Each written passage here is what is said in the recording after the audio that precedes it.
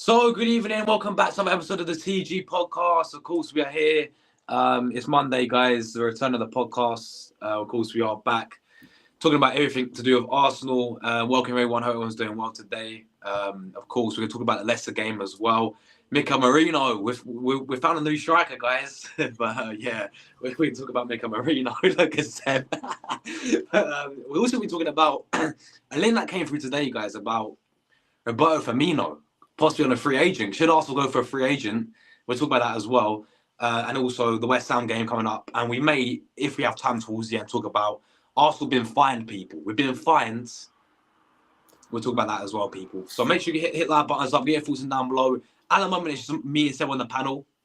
Dom will be joining us later on, as he put in the chat right there. He's been playing footy. So big up to Dom. He'll be with us very shortly. But it's just us three tonight.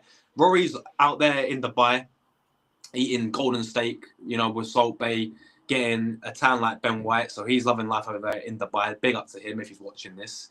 I don't know what the time difference is over there. Cooper, I think, is on these dad duties. So bless up to him every single time. So it's literally me and Seb. But Seb, my friends, how you doing today, man? You all good? Yeah, not bad. Thanks, yourself. Yeah, I'm not too bad, man. I'm not too bad. I mean, Arsenal won. I know obviously we spoke a bit about it after the game. When we did the fan cam together, but I'm happy that we won, man. But then obviously I watched a little bit of the Liverpool game yesterday and just seeing them win as well. I mean, I don't know if you caught the game yesterday, Seb, in that one. But what do you make of them in that second half? Because I thought it was awful in that second half. I don't know about you. They weren't great, but the thing is that they did actually manage it fairly well, I thought. And the difference is when I watch us and them, is how quickly Liverpool move the ball compared to us, because they can literally get it from the edge of their box into the other box, which in a second. But we move it so slow, and that's what just makes it so frustrating. Well, we just don't seem to do that. And the thing is, what keeps getting Liverpool out of jail is Salah and those clinical forwards they've got up top. We've said it for ages, and we don't have this, and they've got it even less so now that we've weakened the attack. And I honestly believe Liverpool, if they beat Aston Villa this week and they beat Man City, I think they've won the league. I think these next two games of them is crucial. But all Arsenal can really do is just win their games and just hope. But I still don't really see it happening, because I actually reckon Liverpool will probably win both those games. Yeah, I mean, they just sort of found a way. I thought, man. I know they went 2-0 up and Cunha got it and put the pressure on them, but that's what you got to do it. In certain games I look at in these for the champions, you got to grind out these wins, and that's what they did. 100%. They got there in the end, and that's the main thing there. So yeah, we have to wait and see. But I do agree with you, mate. I do think these next, because they've got some tough games. Villa away against Emery, it's not going to be easy for them. I do reckon they'll win now. Yeah, I reckon they probably will beat City as well. But you look at the Man City game as well, and they got a bit of hot form now. I mean, they won their last game, didn't they? City, they absolutely smashed. They smashed Newcastle, but what did we do? We can't score against them now.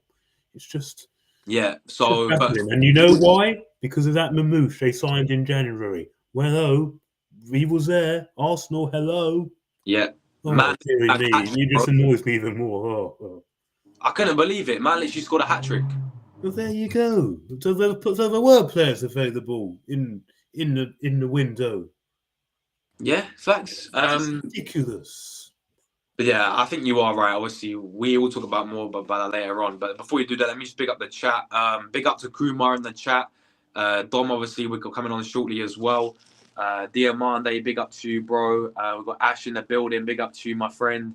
We've got Guna Gathering says, if you need a blood replacement, Josh, I'll be good to go. Yeah. Oh, yeah, I tell you what. I'll drop you. Who is speaking? Is it Posh or is it Posh or Lee, or is it both of you lot? Let me know, man, and then let me know who I should send a link to as well. But yeah, you're always welcome for sure, guys. Yeah, we got Drew in the building as well. Big up to Drew, guys. Get your comments in as well. Make sure you guys leave your thoughts down below. Wookie just joined us as well. Big up to Wookie. Big up yourself, bro. He says bish bash bosh. It's only said when Josh love that, bro. Big up Drew, bro, every single time as well. Big up to Russ says for Firmino with a bunch of laughing emojis. Yeah, we'll talk about that in just a second, man. Yes. If that's okay, forward it on to him, man. Big up Dom. It'd be great to have him on as well, for sure. But yeah, Seb, let's obviously just talk about a little bit about the game, obviously, against Leicester, the 2-0 win. I know we spoke about it a bit together after the game, but I want to focus more on, obviously, Mikel Merino sort of off the bench, because I know there's been quite a lot of talk about him playing, and, you know, he came off the bench and was that striker, bro, you know? So, but yeah, obviously... Phase 5, that's what it's come to. Phase 5. Oh, what's going on? But, I mean, listen, in terms of the game overall, it was obviously poor performance, I thought. You know, it was a poor performance. Yes, we won the game, and I'm happy that we won the game. I'm just looking over at the bigger picture. You know, it was very, very underwhelming, I thought, from Arsenal. You know, Leicester, their relegation fighting team, they made it really frustrating for us, I thought. But then Mikel Merino came on and saved the day, man. And listen, like, what I will give him in terms of, I said this in my match reaction, you've seen signs of when he can do this in terms of, like, in the box, he's pretty decent. You know, aerially as well. I think he did it for Spain when they played against Germany, off the bench, and he scored that header. He did it when he played Liverpool, didn't he? I think he scored in that one. And then, obviously, he gets a brace as the main striker. He also scored against Brentford.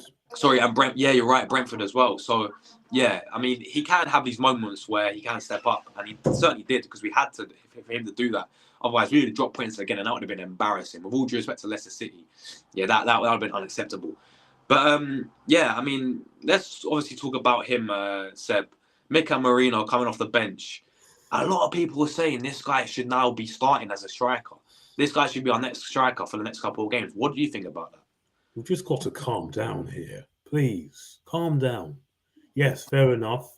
Big up to him. He did what he had to do. Fair enough. But just calm down with this Moreno thing. First of all, it is only Leicester. And yes, you can only beat what's in front of you. Fair enough. And fair play. But we'll see in the coming weeks if it continues, because it's either going to be start of a springboard to kick on, for him to kick on, or it's either papering over the cracks. And right now, I think it's the latter. Because we should not be relying on a centre mid to come through, a DM to come through and play up top and save the game. It's embarrassing. It's Arsenal Football Club here. And it also makes it even more embarrassing that we've got Sterling like this, who is just absolutely useless. I said from day one, we should never have signed that guy. All this just highlights is the neglect, poor management. It really does. And for Moreno to be starting up front in there instead of Sterling, it's humiliating to him as well, and it's humiliating. That really just sums up our last two transfer windows. And I'm sorry to be moaning and ranting here, but I look at the bigger picture. Do you honestly expect that to kick you on and win the league? No.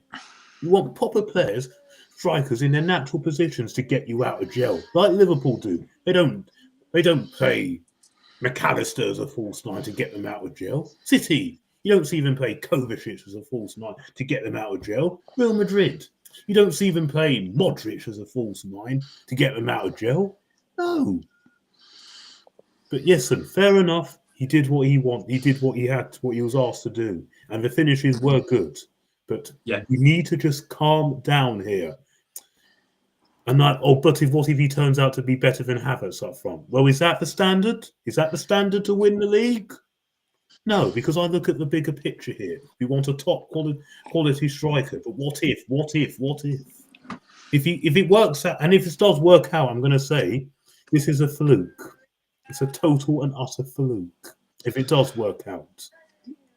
If it does. I'm sorry, this doesn't get any credit. This doesn't wash away the embarrassment in the last two transfer windows. It doesn't. Because the thing is, I want to win the league. And I want to win the Champions League. Go far and win it. That's my aim. And if you honestly think doing that to get you out of jail it's just not going to happen. It's just not. Forget it. Because we're going to be coming up against West Ham, who've got the Wan-Bissaka at the back. He's going to eat him up. He will. Oh, He wow. will get I'm really scared. Come on. Oh. And then Nottingham Forest, a hard game. And they're going to Oh, no. Not Nottingham Forest, Seb. Oh, my God. They're doing just as well as us. Why? Why not? Why not? Why not? It's nice to meet you, Seb. How you doing, buddy? It's good, good to yes, Seb. But before I continue, bro, we got Lee in the building. Big up Lee, man, from Goon the Gathering. How you doing? Yeah, good to see you, Josh, mate. I'm not too bad, thank you, man. I'm not too bad. It's good to have you back on the channel, bro. How you been doing? You been all good? Mate, I'm having an absolute blast. I've had an absolute nightmare of a journey mate. coming home from work. So literally, when I saw Dom was struggling with an injury, I thought I'd step in just I love that, mate. Love that. No, it's called being a team player. You know, it's almost like I'm almost like the emergency substitute. You know what I mean? You could throw me up front. I could score you some goals if you want. I don't mind. 100%, man. 100%. No, it's great to have you on, Lee, as always, man. Oh, Seb, lighten up, mate. You can smile. We're having a good time, mate. We're on YouTube. I look at the bigger picture here, and I'm frustrated with this club. I really am. I wanted to win. I want to win the kick on and win things. I don't want. Yeah, but so do I, mate. Lighten up, mate. Have a good time. Putting a centre mid up front. Is this what phase 5 has turned into? It's embarrassing. These phases don't exist with me. They don't exist with me. Me is win or you go. Me is winner. I've said this all along. Me is win or you go. Look who's there as well, man. We've got Dom in the building. Hey, hello, Dom. How are you doing, Dom? How you doing, mate? Son? Mate, 1-0 against second in the league. Love that. Clean sheet. Come on. Domination, mate. well. Domination. Put my body on the line. I was genuinely late. I was back on time, but I bled all over the kitchen floor, like literally blood everywhere, streaming down my leg. They weren't scoring. We were hanging on. He was live streaming before you were on, mate. Oh dear me. But yeah, I'm getting. I thought I'd be your late substitute, Dom. You know, like Lee's real name is Mikel Merino. Calm down. That's you need to calm down. I don't like with all this. It's funny. Don't tell me to calm down. I'm here for a good time. Okay, mate. fair enough. Okay, fair enough. I'm gonna sometime before we go off air. I'm gonna break you. I'm gonna make you laugh. I don't care. I agree with that. But yeah, man. Don't you think? You know, Mikel Arteta on the quiet has been an absolute genius all this time because he wasn't going to go out and go and panic buy. Look, come on. He wasn't. Don't interrupt me because I was so polite with you. Oh no! Why? I'm Okay, go on in, corner, mate. I'm sorry. Go on in. So you know he needed to pay the £65,000 fine. Dom knows. Dom knows. No. Relax. Just chill. We're here for a good time. I am here to talk about the bigger picture because deep down, I am not happy. I am not happy with this situation.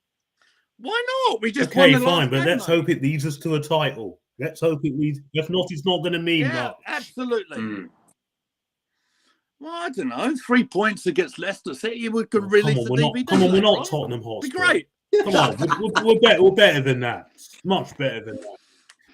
Excuse me. Let me just go. Hang on. It's going to be this week's merchandise shop. Come on. You want to win the league or don't you? Right, there you go. Absolutely, of course I do. Let's keep the standards there you high. go. Let's demand the best. Like I have done all season long. Simply the best. That's the way, Seb. That's the way. You know, you've got the great mindset there, Seb. I've been wanting to talk to you for such a long time, mate. I really have. You make Posh Bertie, my old broadcast partner, look tame. I love your work, Seb. I really do. But I'm here just to have a good time. So look, I want to address It's this not good Merino enough. thing. It's not good. Do you know what? I predicted this on Thursday, and I put it on one of my YouTube shorts that what we have to do. Obviously, we're in a situation where the transfer window didn't go the way we wanted it, and I think my established colleague to my right here has been very sound in his reasoning of why the January window because the was thing as is, it was. I massively. Are you That was, interrupting me again? No, don't interrupt. It's very rude. Right? Someone needs to tell you Yeah, but that. people 'cause do it to me interrupting all the is very time rude. on here. I don't think we've done that, mate, to be fair. But anyway, we'll carry on. My colleague on Going to Gatherings is told the people, not just on my channel, but on Josh's channel as well, why the January window was as it was. Now, obviously, we have a bit of a situation here where we got three sort of, and I won't even say it, three established people, because obviously, we've got young Ethan who's only just breaking in, and what an impact he's made on an incredible debut season, really, like properly, picking up so many Man of the Match awards already is incredible. And obviously, we're going in with Sterling, and we're going in with so many limited options, right? Yeah, and you know what I mean. I did the video where I said I'm looking for almost like obscure sort of ways of getting through this very difficult, particularly 4 weeks, I think, until we get maybe one back, perhaps, maybe like Martinelli back, perhaps. And I said, well, look, you've got Mikel Merino there, who is one player that actually hasn't really established himself in the Arsenal squad yet, who's actually scored a couple of goals already. He's 6'2". Well, why not use the guy for his strengths? No, of course it's not. It's not a long-term fix. Of course it's not. But what we have to do at this moment is actually make the best of a situation. And, for Raheem Sterling's faults, and by the way, for the first half, I didn't think it was that bad. I know he's got a heck of a lot of criticism around the place, and I know that. But he made the change. He put Mikel Merino on. And even in the late bits of the game, I saw the first half live. I was busy working, and I even in the second half when it was getting later, I still thought, we'll find a way of getting this result out. And you know what? Arteta found that way. He almost reminded me a little bit of Olivier Giroud and that header for the first goal. Giroud, yeah. I'm going to. I've talked a lot. I'm going to let somebody else have a go. And I thought you made some great points, Lee, man. I was saying a similar thing with how if you go back to the Euros when he played when Germany played against Spain. And he came off the bench, didn't he? And he's in the box and he scored that header. I think he did the same against Liverpool. So I think in the box, that guy's got the attributes there, because his height, his aerial ability is really good there as well. So I do 100% hear where you're coming from there. But yeah, man, Dom, let me come to you, bro. So we've been talking about Mikel Merino coming off the bench, obviously saving Arsenal really because the game wasn't really going our way. I kind of thought. 10 minutes to go, still 0-0. It could have been more points dropped. But firstly, what do you make of the whole game overall? And also, what are you saying about Mikel Merino? Like, is this guy, should he be on new striker now? Like, real talk, going forward. What was I going to say? Firstly, apologies for being late. Hopefully my leg won't start bleeding again all the way through this. I'm gonna have to nip out and sort it out. But and secondly, hope you're feeling better. You sound like you're full of cold, mate. Yeah, I am, mate. I'm in the war right now, bro. I've had it all week, man. Real talk. Get yourself off to Dubai, mate. Yeah, real talk. Just watch the hamstrings while you're out there. You nearly made me choke on a cookie, mate. What was I going to say? the game was fairly dire. Let's let's not pretend otherwise. I caught some of what Seb said earlier, and he's right in terms of the game. And I think that's just going to be where Arsenal are going to have to be for the next 3 or 4 weeks. I am of the view that in January they could and should have bought someone. I don't think it was ever going to be a superstar, and I can talk through those reasons if people like. But I thought there's someone that they could have got for under the 50 million, which I think is the max they could afford, and that's been backed up actually by a couple of reputable journalists, including I think David Ornstein from memory, said that Arsenal couldn't actually increase Watkins' bid by much more because they didn't have the finances to do it from FFP. So, but I think there are options they could have got for under 50 million, even if it was a loan, like Matthias Tell. So I think from that point of view, Arsenal can't complain too much about having only 3 options available because they could have gone to 4. Now, 4 still is not going to be enough to really challenge Liverpool. And that's where you have to then take into account the injuries. You've got none of your starting front 3 available. You're going to have to adapt. So it was never going to be pretty. And it wasn't pretty. The first half in particular was dire. Didn't surprise me. Because, when you're having to make that many adjustments to the way you play, it's going to be difficult to do. So I think that was didn't surprise me. The first half is probably the poorest I've seen under Arteta since that second season, what I call the Willian season. I don't think I've seen anything worse than that first half since. Someone somewhere might be able to correct me on that, but it was poor. Second half, I thought we were better, but I thought the turning point of the game, I mean, everyone's sort of pointing to Mikel Merino as a turning point of the game, and rightly so and understandably so, but I actually thought the turning point of the game was Miles Lewis-Skelly and that clearance tonight. I'd also like to point out, I did exactly that tonight in the last minute. I so thought it was going in the net. Don't get me wrong. I think Miles's was skill, mine was a bit of luck. But I think that was a turning point. I think Leicester score at that point. I think that's game over.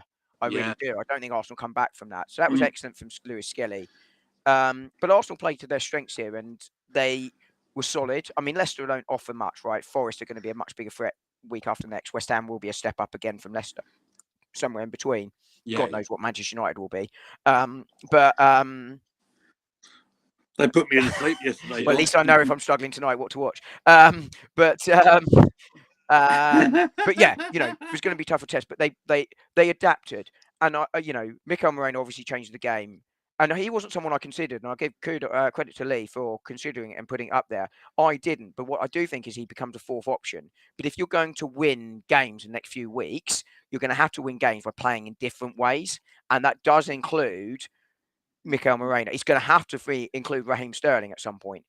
And there's going to have to be different options, whether that's a different formation or different players, Tierney or Zinchenko playing further forward. It's going to have to be something like that. Now, it shouldn't be in that state because we should have had that other not necessarily striker, but other player come in. But equally, even with it, as I said, right, there are a genuine lack of options. And I think the difference between us and Liverpool this season has simply been they've kept fitter than we have. I don't think there's any difference. I think Liverpool are extremely vulnerable. And I think that's probably what makes it disappointing with both the injuries, the drop points earlier this season, some through poor refereeing decisions, some through Arteta being too conservative. And some of those apply to the same game, right? Which is where Arsenal have to take responsibility. Arteta has to take responsibility. But also, I genuinely, in 30 years of supporting Arsenal, I can't remember a season like it. I really genuinely can't, or even a season like it. And just final point really quickly is I think Mikel Arteta deserves a lot of credit for trying something different in that game. Yes, Merino was probably a last throw of dice, a bit of desperation, right, maybe. But we tried different formations. We tried a different way of attacking, and we tried different things. And that's what a manager needs to do in this circumstance. And he did that. And I compare that to, say, Ange Postecoglou at Tottenham. And I'm not having a go at Tottenham. Tottenham have even worse injuries than we have right now, which makes it very difficult for their manager. But there's no attempt to do anything different at all, and they wonder why they're not getting the results. Arteta realised he can't do exactly as he wants to do, so therefore has done something different to try and find a way to do it differently. And I think he deserves some credit for that. And I didn't put that in any of my videos, and I wish I had. But I'll ask this to the pair of you. When was the last time you saw Arsenal throwing the cross like they did continuously for the against goal? Newcastle and Man United without much joy? But well, without much joy, yes, exactly. But Mikel Merino managed to find a really quite deft finish, to be honest with you. And fair play to him.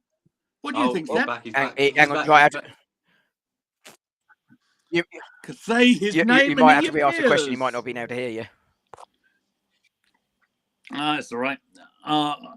Yeah. Seb, can you hear me, mate? Excellent. I just said, when was the last time? I mean, Don made the point just a minute ago that maybe in a bit of desperation, obviously we're a bit serious now, so okay, he's brought Mourinho on. But when was the last time you saw Arsenal putting a cross like they did to such effect as Mourinho putting in that header? It's obviously we're putting in crosses in. Don made the point about Newcastle in particular in the cup tie. But when was the last time you saw us put a cross in like that? Well, to such Aston an Villa, effect? Trossard did it to Martinelli's first goal when we played Villa. Right. Seb has a great memory for these things, Lee. Yeah, I'm not mate, mate, ask him when you think about this. Oh, fair play to him. No, I respect I was that. I respect that. Yeah, he was we were straight struggling there. to Well remember done. it. Yeah, nosy stuff, man. You get the point, though. You get the point. I mean, Arsenal went maybe. Some people will criticise Mikel Arteta for not having a plan B, right? I've heard this numerous times on the channel that I run, but I mean, and the minute he plays a plan B in Mikel Merino, he's getting criticism. Well, would you like to respond, please? There you go. The thing is that if it works and he continues to do it every single week and it leads us to a title, then okay, we can say a masterstroke.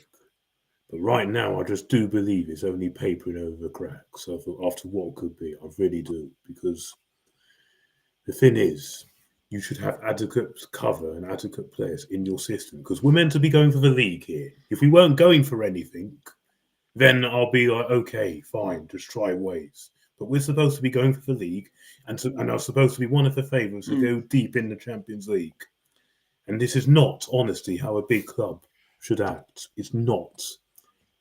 This is why I really do think about the bigger picture. Because what are we going to say if we do it again against West Ham and then end up with a 0-0? Or if we do it again against Forest and end up not winning the game? What are we going to say? The striker debate is all going to come back again. Of course, it's all going to come back again, because we have to remember the opposition we played. And yes, fair enough, you can only beat what's in front of you. And that's what we did. But I'm just saying, calm down and be careful, because we kept acting it up about Kai Havertz last season. And for as good as he did. But it didn't lead us to a title. And this season in particular, we have been found out doing it, and we've not moved forward. We have been found out, and now the club's saying it was a mistake. Well, it's on them. Then it is on them, because we can't keep making all these mistakes, and then it doesn't lead to anything. Because at the end of the day, this is Arsenal Football Club. This was supposed to be the year to kick on and win this league. And they've not done it. They have messed it. They have messed up big time. And I really do think that January window, the club let me down. And it hurts me that they let me down, because we knew what we needed. Saka got injured before the window opened. And we all said, you know what? If there was one small positive, it has come before the window. Because if it came afterwards, nothing you can do. Jesus injured early in the window, but you still have plenty of time. And then at the end of the window, when it's closed, what's happened? Martinelli gone, Havertz gone. Most likely your two most reliable ones gone. And now all this is coming back, and they did absolutely nothing.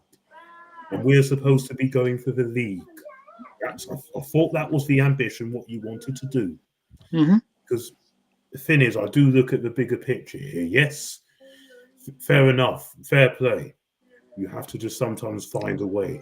But it's not going to be sustainable every week, like I said in my fan cam. And I'm sorry if I came across negative there, but that is how I see it. I have to look at the bigger picture, because I want to win things. I'm still waiting, just like I'm sure you all are. Josh hasn't seen one all his life.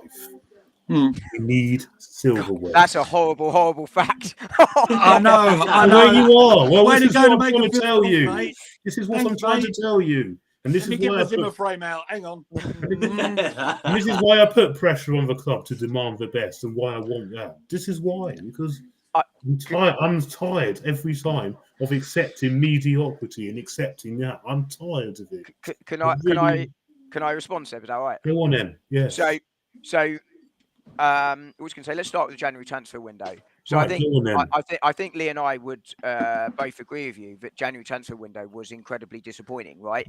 We all said, and I don't think anyone is going to disagree that. Actually, I have seen someone somewhere disagree that January was a success and the club should be praised for not doing anything. But by and large, That person's Even clearly I not, didn't say that, dog. that person is clearly not interested in winning. Then I was going to say I can't remember who it was now, but I saw that someone guy's say, happy with mediocrity. clearly January, wasn't a success, right? And I think you're absolutely right. Had Martinelli, Saka, and Jesus all got injured on February the 5th, you know what? There's not a lot they can do, right?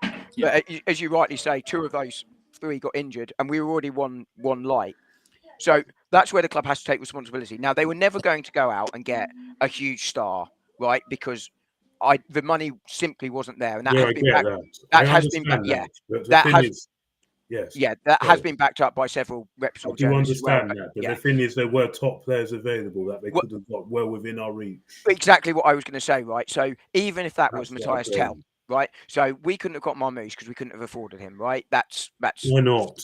because so people like Ornstein have reported that the Ollie Watkins deal at 45 million, Arsenal couldn't have gone much beyond that for FFP. They would have Why been not? over FFP because they would have been over FFP. But again, that comes back to the club on Well- what that comes back to them. Well, of But course, they can only work with the rules that they've got. they can can't they? exactly. And if you look at teams like We Newcastle, were told it wasn't an issue. We were told. well, there's a difference though between those two things, right? So just really quickly, because I've done a lot of looking into this, like Okay. a lot.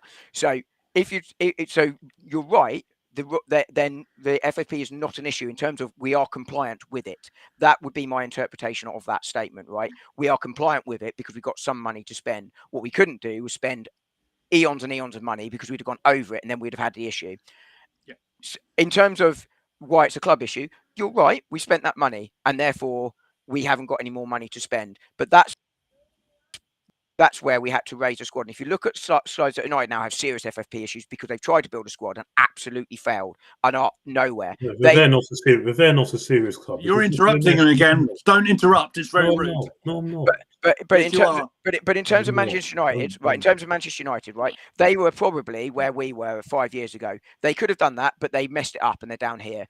Chelsea are having to sell academy stars to comply with rules. Newcastle also having issues. Aston Villa also having to sell players that they didn't necessarily want to play, like Duran, is it? Yeah, Duran, that they sold in January. Now, that allowed them to reinvest by selling those players, but there has to be a market for them. So that's way round. So you see sides that are trying to do what we've done in recent years are having FFP issues because you're out of Europe in a period of that time or Champions League, and that massively impacts your financial range. From this summer, Arsenal will have 2 years of Champions League with another year coming in of Champions League. FFP will be no issue, particularly given they made either a small profit or if they didn't spend a lot this year. I can't remember what the numbers are. I think they made a small profit from memory. So that's not going to be an issue. So Arsenal should be able to go again. So, but from the point of view of January, right, they could and should have done something, even if that was a loan. Right, Matthias Tell. That from the club is the club and the recruitment staff, which is where I held them accountable because the board released the money that was there to try and get Watkins. It wasn't enough. That was never going to be enough. But that's that. Arteta and the players continuously called for we need an extra reinforcement. Jason Ito and his team haven't delivered that, and that's where the accountability for me has to hold. And I feel January more strongly than the summer because I felt in the summer that market was very odd in the summer, but January unusually also very odd. There were players available. The second point on that being the situation changed in January quite materially for Arsenal. While we all thought they were one short in the summer, they were one short. By the time we got to January, no Jesus, no Saka, and we were one short. That's 3 short. At that point, you have to kind of break up what your plans are and go, we have to take a risk on a player we didn't necessarily want is quite low down our list to get someone in, because we needed a body, right? There's no question about it. And that's where I think Seb is right, that the club has let us down, but they've also let the manager down and the players down. And that is why we are going to see unattractive football for the next few weeks. So again, I agree with Seb. We can't get carried away. Lee and I were having a joke, right? About Merino. Like, that wasn't. I mean, it was serious from the point of view we're delighted we got the points and Merino did well, but it wasn't a serious point about this is the answer. And just while you nipped out, Seb, I was just saying that that's going to be one of several ways we're going to have to try and do it. That's not going to work every single time. Merino isn't a striker, nor do I think he's going to be. I think he's the most similar in the squad in profile to Havertz, funny enough. But he's in not a lot going. of ways. But he's a midfielder, right? He really is a midfielder. Whereas Havertz was never a midfielder; he was always more further forward. But we're going to have to do that. We're going to have to try Tierney on wing. We're going to probably have to slip to 5 at the back at times. We're going to have to go 2 up top with, say, Trossard and Sterling. I don't know, that sort of thing to get through. And it's not going to be pretty. And the chances are we're going to drop points, and that's going to cost us a title. I think, as I came on, Seb, you were saying that if Liverpool win these next 2-3 games, that's a title. I agree. I think they will drop points in that. I think the issue is going to be, because the club let us down, that we won't be able to take advantage of any drop points that they do. And I think Liverpool will now limp to the title, and that's where Jason Ito and his team have to take responsibility. And really quick, just 10 seconds. Yeah, of course. The fact that we had the 2 domestic loans, and the fact that we don't have a established sort of second string goalkeeper, apart from Neto that was on loan.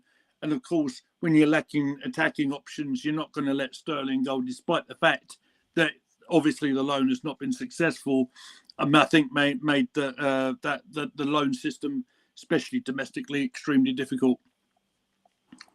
Yeah, facts. Yo, what's up, Andrew? I don't know if you're a hacker or anything, man. I don't know how you got the link. Tapped in the wrong name, not wrong link or something. For letting me on. Yo, what up, bro? I have dead time in 10. Hello, Josh. Thanks for letting me on. I won't be here for long, as I have dead time in 10 minutes. I am a passionate gooner. I just wanted to say Seb here is speaking absolute facts here. Mikel Merino is an average player, but he showed how Kai Havertz can be upgraded. And as for Sterling, he can leave now as soon as possible. Send him back to Chelsea. Just a reminder to let people speak, and let it be at one at a time. You cannot interrupt me, as I am AI, but a friendly reminder to let people speak, especially when it is facts. Thanks, it is a real person behind the voice, but I am shy. Andrew. Cheers, Andrew. Thanks, AI, mate. Appreciate it. See you later. Well, I wasn't expecting that. No, it's madness. Anyway. Well, that's like the mood, isn't it? Oh, I nearly choked on my biscuit again. it wasn't me this time. Oh my days. Anyway, where were we? We were just talking about January transfer window, where I think we're pretty much in agreement that the club didn't do enough, and that's where ultimately it's going to let us down this year. I feel that more strongly than I did in the summer. So, excuse me. I wanted to move obviously to a potential solution, right? A lot of talk about if we could sign free agents, and I saw today. I'm available. Yeah, go on. I'm available. You can sign me up. Yeah, come on, get me up front, bro. I mean, the thought of me having no centre forwards made me lose my hair over the weekend. I don't know what happened. But so I saw a report today, obviously, and of course it's just rumours, people. But Roberto Firmino, right, as we know, is looking like he's going to terminate his contract at where he's playing right now at Saudi. He's been left out of the squad, I think, because I don't know. Is that to do with the registration rules, Josh, at all? Because they've only allowed a certain number of foreign players, aren't they? Oh, is that it? I don't know. I was asking. Sorry. That is a rule. I was wondering if that was what had So I didn't really read into it too much. I just saw that we were that he's looking to terminate his contract, so he obviously become a free agent, and saying that Arsenal could be interested, obviously, like because that could be a potential solution now to sign free agents as we can do. But Roberto Firmino, been in the Premier League. I think he's 33 years of age right now. Ex-Liverpool. What are you guys saying? If this becomes a possibility, we know we need a striker for the rest of the season. What, 6-month deal? You mean 6 months still, Yeah. free agent. Would you guys take it? Go on, Seb, take it, mate. Go on, Seb. Over to you first, mate. Yes. Because he's the thing is, it's not ideal to be going down this route, and the fact that we are just sums up the mess of this club right now. But yes, I would do it because Premier League proven can get us those goals, and always knows where the right place is. I always thought he was massively underrated at Liverpool, but yeah, we need a proper body up front, and he is someone, so we have to consider it. Would you take him above Diego Costa? That's been also touted quite. Yes. Yeah, I thought you might. Yeah, I don't. And we're right, absolutely on the same page. Yes. I mean, 33 is not a bad age. How's it come to this, though? How's it come to this? Oh, dear. Well, to be honest, though, this is quite an extraordinary situation, isn't it? We've established this, and I don't want to go over old ground too much, but it's very unusual for us to go through several centre forwards like we are, and ultimately you do have to look at other options. Yeah, I don't know if it's embarrassing. It's just using the rules, isn't it? Yeah, Lee, what do you think about this potential Firmino situation, man? Well, I like Bobby Firmino. This is the first time I think thought I've heard of this. To be honest with you. He's quite an old-fashioned sort of number 9. Seb doesn't want to hear it. He's walked off. But I'm only having a laugh. Apologies if he sees this again and he calls me out. I'm only playing. I literally am only playing. Look, if the option's there, if he's available and he wants to join Arsenal, you know what? As a 6-month deal, it might go better than the Sterling, eh? Yeah, real talk. It can't be any worse, mate. I can't even say. Although Sterling could still come good, couldn't he, Dom? Hey, I have a theory on this. Actually, I can cover this in a minute. I have 2 theories on Sterling that kind of interlink. He's got a twin brother. At this point, we can but hope. My wife's going to kill me because I forgot to move the ironing that she did yesterday from behind. Oh, no.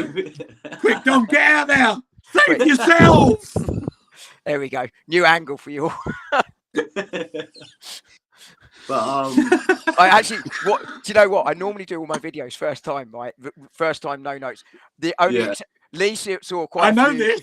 This. Lee saw quite a few ones that I did because I realised that I was trying to do a short and I kept going 3 minutes and 2 seconds, and then I realised it was going out to live, not a short, and it didn't matter. They were all pretty much the same as I tried to get under 3 minutes, but normally they're one take. And I literally started one, and I think I sent you this as well, Josh, where I was like, I started, and then I was like, and I saw like something behind me that I promised I'd move weeks ago, and I was like, I cannot let this go out because my wife sees this, I'm in trouble. So I had to re-record Arsenal it. Domination behind the camera. We know who's dominating in that house. Oh yeah, it's not me. But on Bobby Firmino, and I can come on to Raheem Sterling, in a moment. I'm sure he won't mind. But on Raheem was not a dream on Saturday. What's going to say on Bobby Firmino? I think he's a system fit, right? So I actually disagree with you, Lee. I don't think he's a traditional number 9. I think he's almost the sort of the first real false 9 that I can remember. You know, which is very much sort of links in with how Havertz actually plays, which is how this Arsenal team is built. So I think he's a system fit from that point of view. I have no issue with him coming in, given the fact that we've got 4 out for our 7 forwards now out.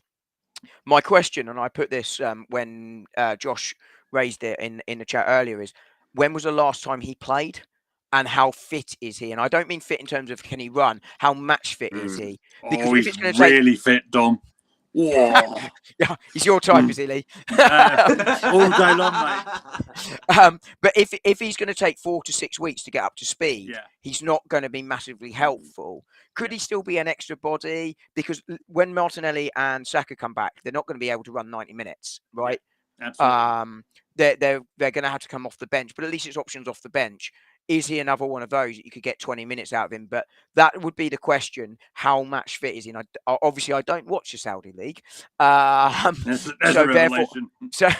Therefore, I don't know how much of an option that is in terms of his match fitness. But if he is somewhat match fit and we can get half an hour out of him straight away at sort of, I mean, he's not going to be peak Firmino, right? Like he was at Liverpool. You're sort of looking at sort of like, I mean, even this might be a stretch, but Thierry Henry, when he came back to Arsenal, wasn't quite the player he was when he left. Yeah. It's going to be that's the analogy, but maybe not to that level. Because I mean, Yeah. Henry was, just a cut above, one of the best Premier League strikers of all time.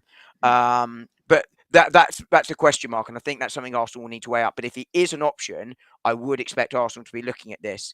And actually, it's if he is fit and they don't move for him in a similar way to why I'm a little bit annoyed about the Matthias Tell is it doesn't really matter if it doesn't work because you're not stuck and it's not going to impact your summer.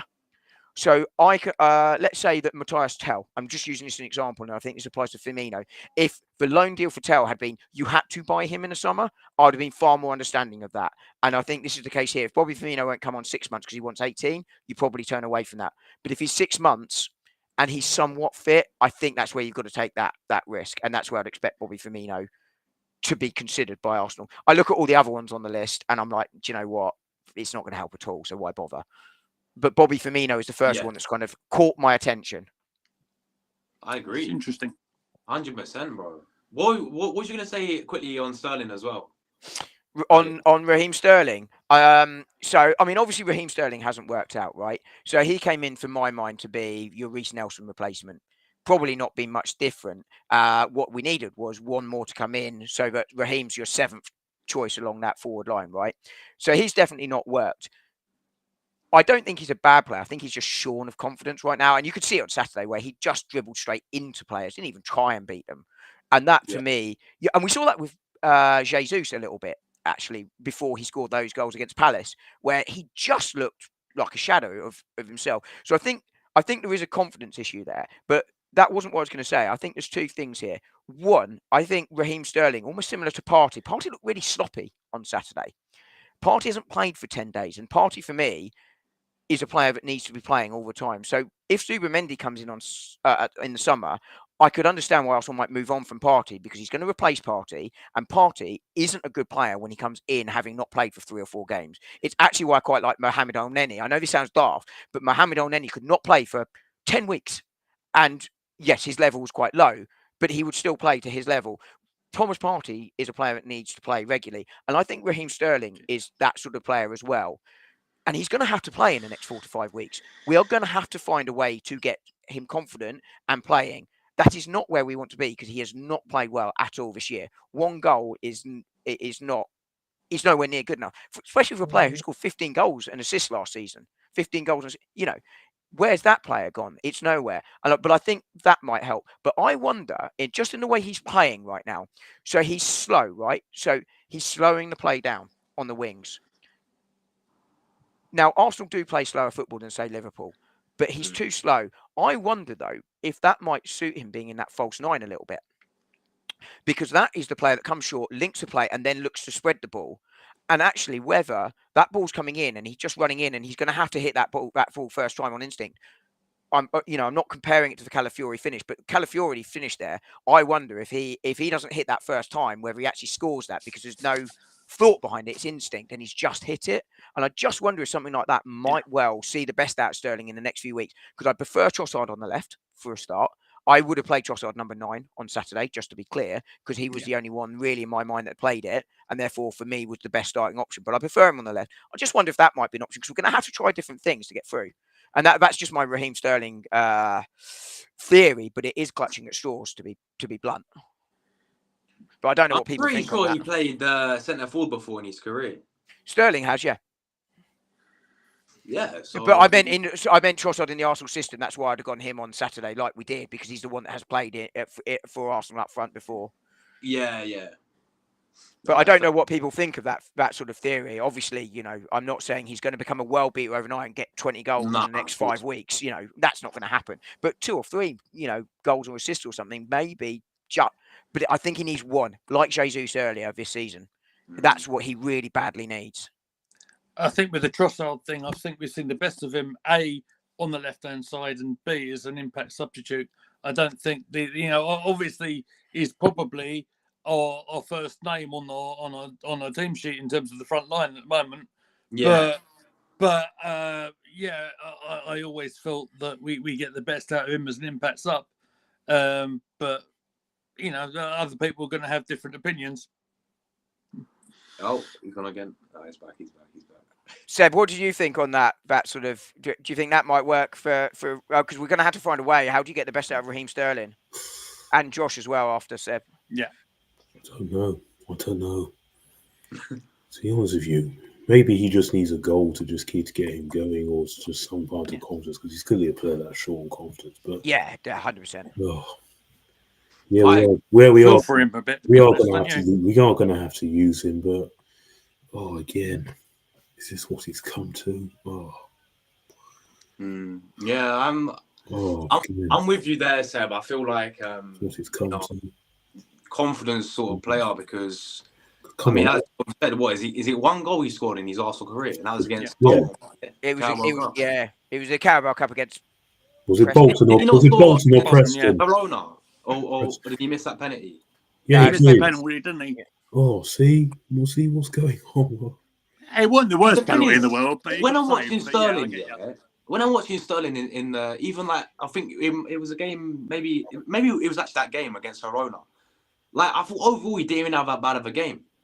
It's just because he missed the penalty. That's the whole talking point around him. I thought there's certain games I've seen with him this season where he's actually looked like a half decent player that can do a job. I just think when it comes to his end products and his confidence and his decision making in the final third is just not there. And maybe you are right. It just needs to get a few goals in him. That could really get. I mean, I really hope it does really get this guy going, man. And maybe, but that's what we might have to do, is maybe adapt and change his positioning around, because he's played left wing majority of his career. I think he's played a few occasions off the bench on the right hand side, but maybe down the middle as a false nine. I mean, we might as well give it a go, because what else can we really do? I mean, we're having to play Mikel Merino down there at the moment. He came off the bench and played there. He did really well. So we're definitely going to try new things out. So I'm all for trying new things, but if it doesn't work out there, then it's just like, nah. I think if he gets a goal, I think it will be a big game changer for him, and a goal against, no disrespect to whether, I can't remember if it was Bolton or probably Preston. Or Preston. I think it was Preston. Was it Preston, Seb? I think it was Preston. Yeah, whichever one anyway. Again, no disrespect to him getting proper opposition. I think that will help. I think that's why they gave him the penalty, but that shows how lacking in confidence he was. I mean, anyone can miss a penalty. No, it was Bolton. It was Bolton, was it? But either way, it's not what you would sort of call top rate opposition. No offense to Bolton, but you could see as soon as he took that ball for that penalty, you knew he was going to miss, because he's just that shy of confidence. And I think really, just that moment, was it James Justin? He literally ran into him. He didn't even try and knock the ball past him. And that shows that Raheem Sterling is not the player he used to be at City, right? No way. But, yeah, understandably so. He's been playing as a winger for 11 years. Like, the toll that play takes on your body and stuff, he's never going to be that player. But you just...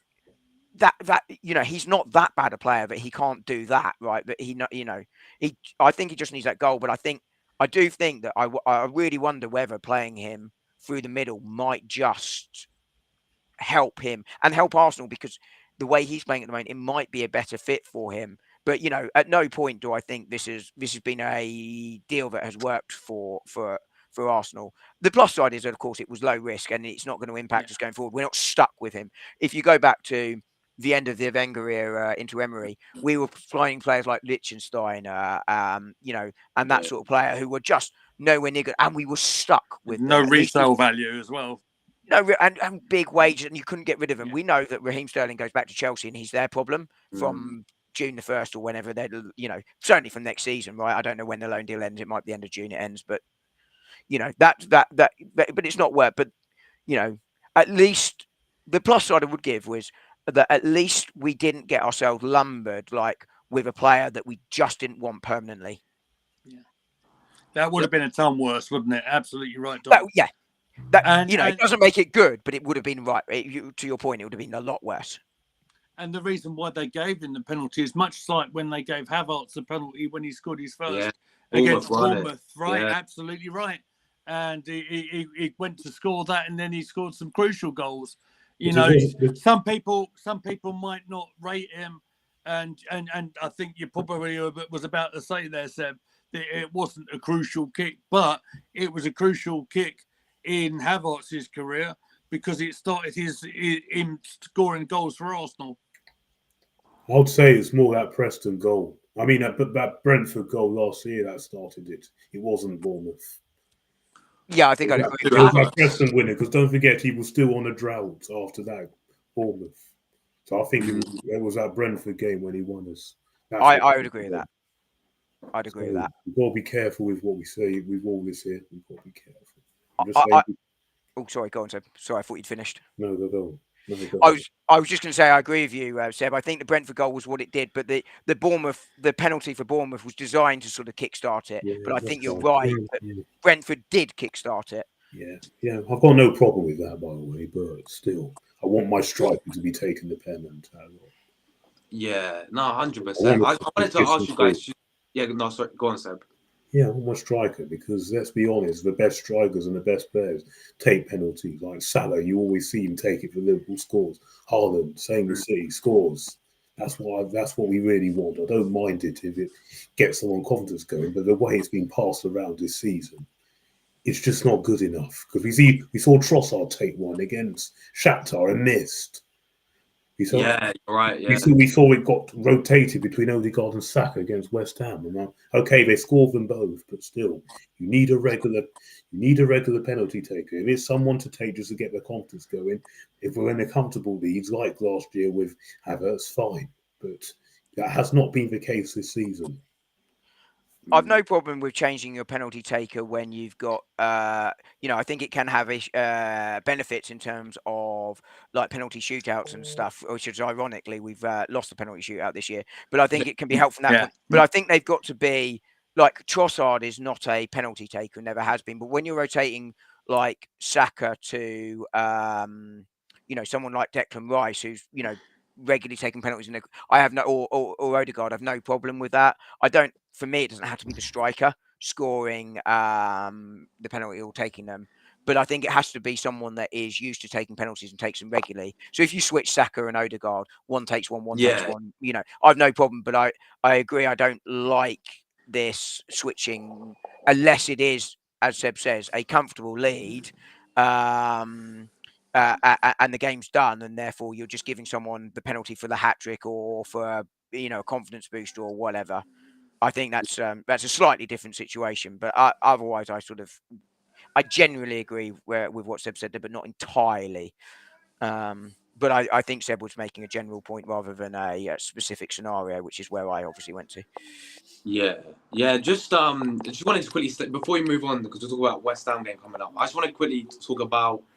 For me, man of the match, I think he'll give him man of the match in the end. I know a lot of people talking about Merino and what he got us. He got us that win technically.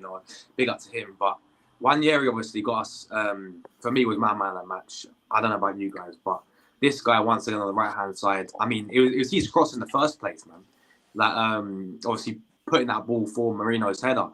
But I think even before that, he hit the post. I think he hit one over the bar. I mean, that guy. Did it clip the top of the bar, didn't it? Yeah, exactly. So he's making stuff happen, man. Obviously, he's doing his thing on the right hand side right now. But then we're gonna have a situation when Saka does eventually come back, right? Obviously, it's Saka's position on the right. Would you guys want to see maybe Nwaneri go out to a left, or maybe Saka played on the left when he first. He played left back when we first brought him in, but left wing and then obviously right wing. do we play these both together, like start them? Because I've been that impressed with Nwaneri so far that I don't think this guy can be dropped even if Saka comes back. So it's a case of playing them maybe both together. But what do you guys think? Who do you want to go first? Let's go Lee first. Come on. Let's Oh wow, that's a really difficult question, isn't it? Do you know some people are even calling on Odegaard to be withdrawn so Ethan can go in that position and maybe Sterling on the brain, my bad. Saka going back to his right wing position. And Nwaneri slipping in for Odegaard. Yeah, exactly that. But I don't know. It's a nice problem to have. Yeah. I suppose we have to sort of also be wary. You can become very over reliant on when someone makes such an impression. It's something I think Dom will back me up on Guna Gathering when I said you have to be real careful, and you want to be real careful in putting the younger kids in, and it's one of the reasons I thought Ethan may not been quite ready yet. And maybe I've been proven wrong on that, because obviously he's come in, he's done a tremendous job. Look at the Man of the Match awards that the kid's got over such a short amount of starts, and even I think in one of the few that he started and that he's not got Man of the Match, he got withdrawn at half time because of a tactical switch against Wolves. So look, I will say you do have to be a tad careful with Ethan at his age, but again, you have to look at all your options. It's nice to have options in the position, in the forward option, when we're looking at so many forwards being injured at the moment. Yeah, I agree with that, man. It's always good to have that headache, but it's a good headache, man. Like we've got good options there to go with. So yeah, I agree. Dom, what do you think, man? If Nwaneri is performing like this on the right, do you play them when Saka comes back? Do you play them both together, or is it like what? Sort of managing Nwaneri, not really overdoing it with him. So I think with Nwaneri, I said in the summer that I understood why Vieira was allowed to leave, because I think Nwaneri was going to get his minutes, and that's kind of showed to be the case. And he has outperformed, I think, what anyone probably expected him to sort of achieve. I think to Lee's point, and it's one that Lee and I discussed on his channel before, with a player like Nwaneri, and this applies to Miles Lewis-Skelly as well, they've been phenomenal. Now, just occasionally, you get a Bukayo Saka who just rises and rises and rises, and maybe one or both of them will be it. But generally, Martinelli is more of a sort of what you sort of see from a player coming through. They're going to have dips and bumps in the road, right? And Nwaneri and Miles Lewis-Skelly will probably have that at some point.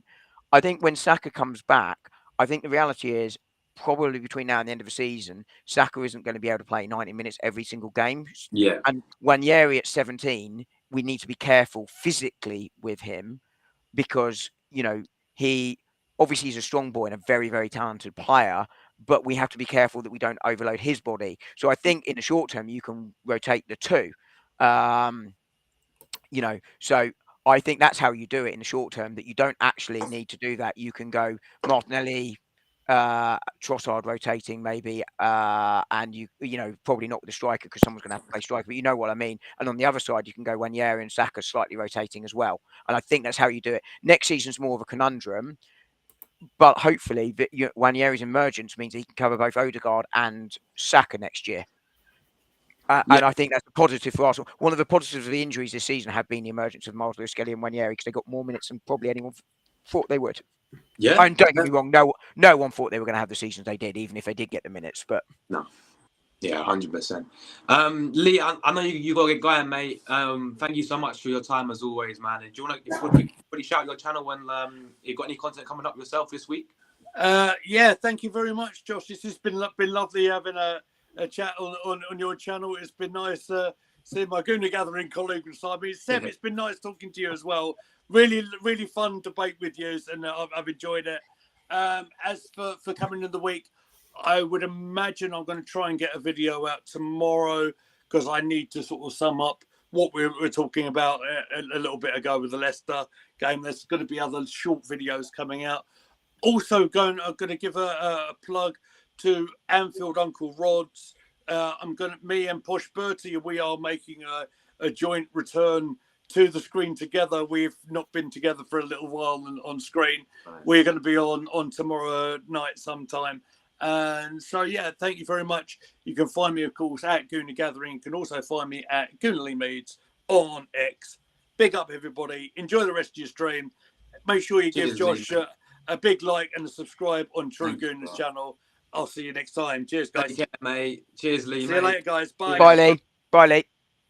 Take care, mate. Yeah, guys, before Lee's obviously panel, I'll leave in the description as well, so you guys make sure you go over there, Gooner Gathering. You'll find Dom over there as well. He goes on there quite consistently, so yeah, it'll be on the description down below. But Seb, bro, we'll come to you on Nwaneri, bro. Yeah, he's a generational talent. He's brilliant. Excellent. The way he's just come in and hit the ground running has been brilliant. And he just seems to play with freedom, and he just seems fearlessness, which is what I like from him. Something which we saw Saka do when he first came through. So yeah, that is definitely a brightening spark. And both him and Lewis Skelly have been excellent. And they've obviously saved Arsenal a lot of money. Definitely those two players. And it's been great. It's great to have them in the team. We want to see Hell Prod graduates come through, and that's what they've done. But we have to be very careful. We can't burn him out, and at this rate, we have to play him every single game because we've got nothing else. But we've got to be so careful because we've been here before when we burnt out Jack Wilshere because he was the same generational talent, but then turned into nothing what we wanted in the end because we kept burning him out. And we've done it to Saka. And now look what it's done. It's caused him a big injury, which could possibly finish his career. This could. It won't if Arsenal recover him well, but it will if we rush him back. So we've just got to be careful with these guys. But seriously, not a single bad word said about him. And I do also think it's embarrassing that Arsenal having to rely on a 17-year-old to really, who's a team that's supposed to be going for the title, to be relying on a 17-year-old to get us out of jail and all that, and to be the only player in the attack really looking to make something happen. It's not good enough. It's not good enough. I'm sorry to sound negative again, but I'm seeing how it is. But no disrespect to the player, he's quality. But reality is we've just got to be careful and manage him well so he becomes the player we all want him to be and he continues to be a star for seasons to come and for the rest of the season, because now we've got no choice but to play him every game, because don't forget he did suffer a hamstring injury after that Brighton game when he was given a load of games. So yeah, we don't want this to happen again. So I'm just saying we've just got to be careful. And when Saka does come back, yeah, that is an option. You could play them both, or you can integrate Saka and Nwaneri, so you don't have to keep burning out Saka, because Saka was completely overplayed. Everyone knows he was totally overplayed, and when we get Saka back, we'll have Martinelli back. So he's going to come back sooner, so we can either go Saka, Martinelli, and Trossard, and then Nwaneri we bring off the bench. Give Saka rest, because we have to manage Saka's load when he comes back, because especially when he's just come back from an operation and a long injury, we have to do it. So, yeah, that's my saying of that. I think Seb's right. I think we're in the same place in terms of you rotate their minutes around, right, between them, and I think that's the plus side. I think just really quickly on the burnout issue, I actually think Arsenal are better placed now to avoid the burnout. I think burnout this season has been almost a snowball effect, right? So if you look in the last few years, we needed to play our best players because the backups were awful, right? The backups were, I don't know, David Luiz. Well, he was a starter to start with, but you know what I mean. Sambi Lokonga, that you don't want to be playing them ideally. You know, and I know Sambi Lokonga, I'm sort of calling him out slightly unfairly because he was a young guy with a potential high ceiling that didn't establish himself. But there were others like that, right? But we wanted to get further up the league, and rightly so, and therefore you play your best players. Then we went into we need to win. And therefore, you still play your best players. You sort of end up in this sort of vicious cycle a little bit. But I think now that, particularly with a little bit of investment over the summer, and I think that will happen. And if it doesn't, then I don't know what to say really, because the investment definitely needs to happen this summer, and I think it will. But that will allow us to be in a position where we can rotate these guys more. And the emergence of Nwaneri, as I say, really helps with that. So I think I'm more hopeful on avoiding a burnout a little bit more. The only thing I would say on burnout as well is when you've got players like Saka, and I'm going to compare him to Salah here, they want to play every game, and it's actually almost cause you more of an issue when you don't, because they can get unsettled. Salah apparently, by the way, had an absolute Barney with Slot when he was left out of the Plymouth game, for Christ's sake. And I know they lost the game, but it shows that these players at the very top level absolutely want to be playing all the time. And that can cause an issue for the manager, but that's where I think they've got to be strong when you've particularly got options like Nwaneri coming through. Like, look, Bukayo, we don't need you against Bolton. And that's where I think he shouldn't be playing those games. I look and go, there's probably 4 or 5 games in the last 2 years where Saka couldn't have played. I don't think that would have stopped the hamstring injury, by the way, not playing those games. I think there is a consequence here, and you can see it this season across the league, how many injuries have been, where players like Rice haven't had a rest for 2.5 years, Rodri not had a rest for 2.5 years, and you're seeing it across the league. And I look and go, Liverpool have been the only real big club this season, and Newcastle, that have not been affected. Newcastle having a great season, and so are Liverpool. And comparatively for where they are, and Forest as well. None of them have had injuries, and yet they're all massively Liverpool exceeding expectations a little bit, Newcastle a little bit, Forest massively. And I don't think it's any coincidence, right? I really don't. And I think this is where, and this isn't an Arsenal issue, this is a football issue. It has to be. Why are Chelsea and Manchester City playing in this stupid tournament this season? I mean, I don't care. It's good for us that they're playing, get extra games. Yeah. Great for Arsenal. But in all seriousness, you take Arsenal out of it. What the hell are they playing this stupid little tournament? I mean, we all know they're right. It's money, right? It's like the merchandise stuff that we've all taken the mick out of. It winds us all up, but it's what the world of football is, right? And it really is an issue that needs looking at, right? Massively needs looking at. Yeah, 100% agree, man. 100%. Let's move on, guys, to obviously the next game on Saturday. West Ham at the Emirates. Of course, they're really struggling, as we know, this season. Been through managerial change. They now got Graham Potter in as a manager. He's trying to steady the ship, but they're still getting inconsistent results there. As we know, last season they did beat us, man, at the Emirates. That 2-0 game, very, very poor. And then I know we got our revenge at London Stadium to 6-0. But yeah, I mean, obviously, as we sort of alluded to earlier, West Ham is going to be a bit more tougher than obviously how we played against that Leicester game. But it'd be interesting to see what we do with the whole lineup side of things as well. I want to ask you guys about that as well. But I'll come to Seb first. Obviously, Seb, West Ham on Saturday at the Emirates. How are you expecting the game to go? And also, the team section wise, I mean, what would you do? To be honest with you, I'm expecting nothing different to what I saw against Leicester. I'm not, because we've got nothing else. Unless players like Martin Odegaard step up, because lately he has not been good. I think if he steps up, then maybe we'll have a good game. But yeah, I do think we'll win because we're at home and West Ham aren't a good side. But I think it'll be something like 2-1. I think it'll be another tight game where we'll probably grind it out. But yeah, it's just not ideal that we put ourselves in this situation. And now I don't go into the rest of the games fully upbeat with confidence, because the club have done this to ourselves. We're just leaving us lying. But it is probably a game I should win, but it will not at all surprise me if we come unstuck.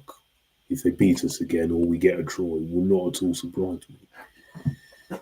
And we need to win that, because after that, the fixtures get harder. We've got Nottingham Forest away, Manchester United away, Chelsea at home. And yes, okay, Man United, Chelsea aren't in the best of forms, but still, playing them, it's always tricky. And Nottingham Forest, with the way they're going at the moment and how historically poor that ground is, how historically fortress that ground is, it's going to be a tough game. But yeah, on this West Ham, I don't think he'll change anything. I think he'll keep it the same. I think he'll actually start Sterling, and he'll bring Merino probably off the bench again to probably do it. Striker again. Sorry? I think that's what he will do. But everyone knows what I will do. I change the system. What system would you change it to, Seb? 3-4-3. You might as well play to what- people's strengths. What does that look like personnel wise? Sorry, So just you have Ben White, Gabriel Saliba, the three. hang on. Sorry. Ben White, Gabriel left, Saliba middle, Ben White right. Yes, as a Yeah. three. Sorry, I'm just picturing it. Sorry, carry on. You'd have Timber on the other right wing back, Yeah. Yeah. and you'd have Rice and Partey in the middle. Yeah. Then I'm throwing in Kieran Tierney left on the left. You might as well use him. Miles Lewis-Kelly comes out. Yeah. He comes off the bench again. Don't overplay him. And can he actually do the wing back role? I don't know. Can he actually do the wing back role? He should be able to, given he's a midfielder by Well, trade. if he can, then you play him there, or you can play him there. Then you play. I mean, we don't know, to your point, but I mean, given he was a midfielder, he should. Yeah. Then in front of the four, you play Odegaard and Nwaneri. Wait, Okay. stop. Hang on, stop. Sorry. 3, 2. Yeah. Okay. And then you play Trossard down the middle. That's what I would do. You just change the system. At least actually get the best of what you actually have got. At the moment, Sterling's not on form. And playing Merino up front just to get you out of jail is just not the way. It's just not the way to go forwards. Because it's all good doing it against Leicester. Fair enough, you can only do what's in front of you. But what I worry is if he doesn't do it next week or against Forest, we're going to be coming back to this scenario. Then this is all going to come back and haunt us. That's all I'm trying to say. Be careful. But Yeah. that's what I will do. I change the system. I know Mikel Arteta won't do that. This is where he earns his money. He's put himself in this situation just as much as his board have. He has as well. So he needs to find a way to find a solution and earn his money. Even if he can't, then he isn't good enough to take this team forwards. End off. Yeah. Okay. Yeah. 100%, man. Yeah, Don. Obviously, West Ham on Saturday. London derby, as we know. They are struggling this season, but so are Leicester, to be fair, and we struggled a bit in that one. What are you expecting for obviously going into this game, and also what would be your team as well to take on West Ham? So, just really quickly on what Seb said. So, I take a slightly different view to Seb in terms of what the manager did. I think he showed against Leicester a willingness to change system in game. I think Seb is right that he will start with the usual system that we play. And I can understand that because it's a system the players are most familiar with. The only potential difference is that we do have a week to prepare for this one in a totally new system if we wanted to, whereas obviously Havertz's injury came relatively late in the week, giving us maybe 48 hours to prepare for Leicester. So maybe you'll see the change of system, but I think Seb is right. But I think Arteta showed that he could change the system in game. And I think that might be what we see against West Ham, which is I think we'll see the sort of 4-3-3 or 4-2-3-1, depending on how you want to see it. I think that's how it will set up. So as I say, I think that's where I disagree. I said that Arteta did show he can change system. It's why I think it's why I don't have any. I was talking to Tottenham friends of mine about Ange, and they're sort of saying totally on the injuries, and I agree with them from that point of view. But I think the difference is that their manager doesn't show any adaptability at all, whereas Arteta does make tactical changes. So I think that's how we start with a possible change to that similar system to what Seb described there. Maybe a different personnel with like Miles or Calafiori sort of coming in into that, or Ben White going into that right wing back role. I think that's probably will be in-game changes. I think the starting team, he's going to have a decision to make on Raheem Sterling, and I think it will depend on how Raheem Sterling reacts this week, because he is all about the confidence. Does Mikel Arteta show faith in him by starting him again in the hope that finds him the confidence by showing his belief in him? Or does he make the footballing decision, which is Mikel Merino just scored 2 goals. He's full of confidence. Raheem Sterling doesn't deserve to keep his place based on his performance against Leicester. And Lee made the point earlier that Raheem hasn't been as bad as people say he has been this season, but he has not been good by any stretch. On that, I definitely agree. He's been nowhere near good enough. So I think that will be the decision. Otherwise, I think it will be pretty much unchanged.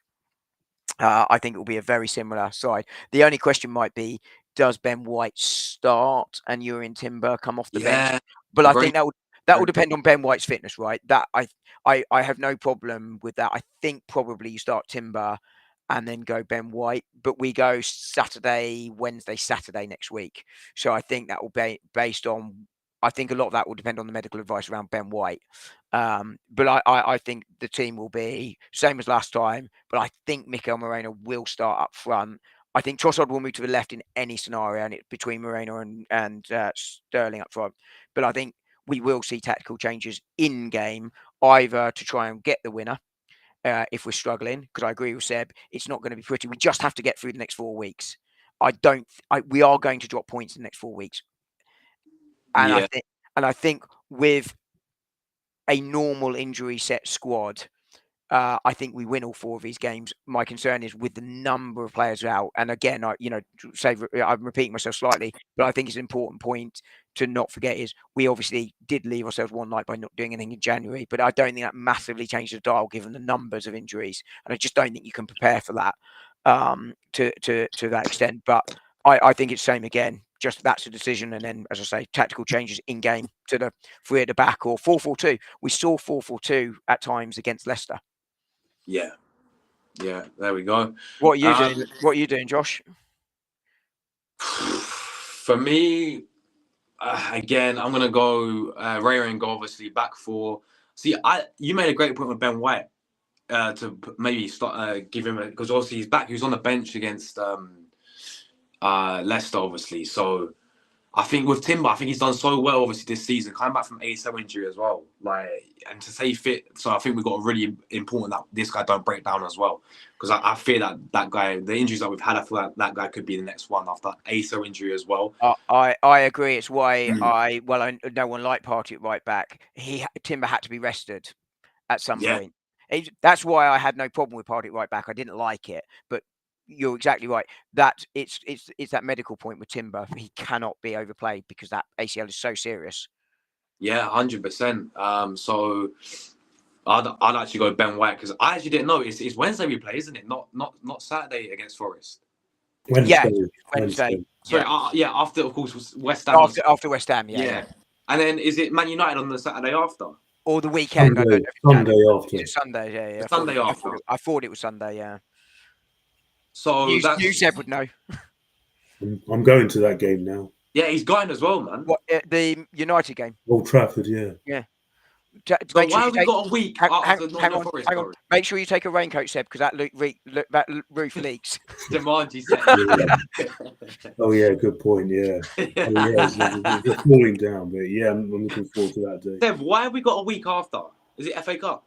It is FA Cup. Oh, is that why? Okay, that makes sense then. Okay. Yes. Oh yeah, we have a break after Nottingham Forest, so then it's Man United. Yeah. Oh, is it international break after Man United? No. It's FA Cup 5th round. And then there's Chelsea. Then it's Chelsea after Man United. Then it's an international break.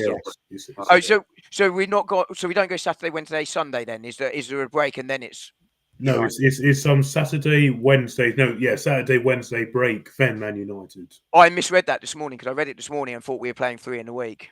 We're not. No, I must have misread it this morning. Yeah. Oh, Josh, sorry, just to interrupt your team. Actually, I just had a thought. Yeah. While we've just moved off, and then maybe you do your team again. No, it's your show. I'm telling you how to do it. Seb, would you be? You're doing the 3 at the back with. I think you said White as the right side of back with Saliba in the middle. Would you have any issues if Calafiori was the left side of Gabriel in the middle and Saliba as a right? Given what Josh was saying about Ben White and Timber, that they might not both be fit enough to play 2 lots of 90 minutes, given the ACL for Timber and White just returning. Just in your system that you were sort of articulating. Seb? That question was for you.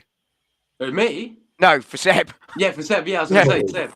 Sorry, what was that? So the back 3 he's playing. So you were playing the back 3, yeah? So Josh and I, as Josh was talking, I was thinking about Timber White. They probably can't do 2 lots of 90 minutes, potentially because of the ACL to Timber. Well, hang on, real quick. My question is going to be, if you said that you take Ben White out the right sided so that him and Timber can sort of rotate a little bit in that position, would you have issues with the 3 centre half being Calafiori left, Gabriel middle, Saliba right?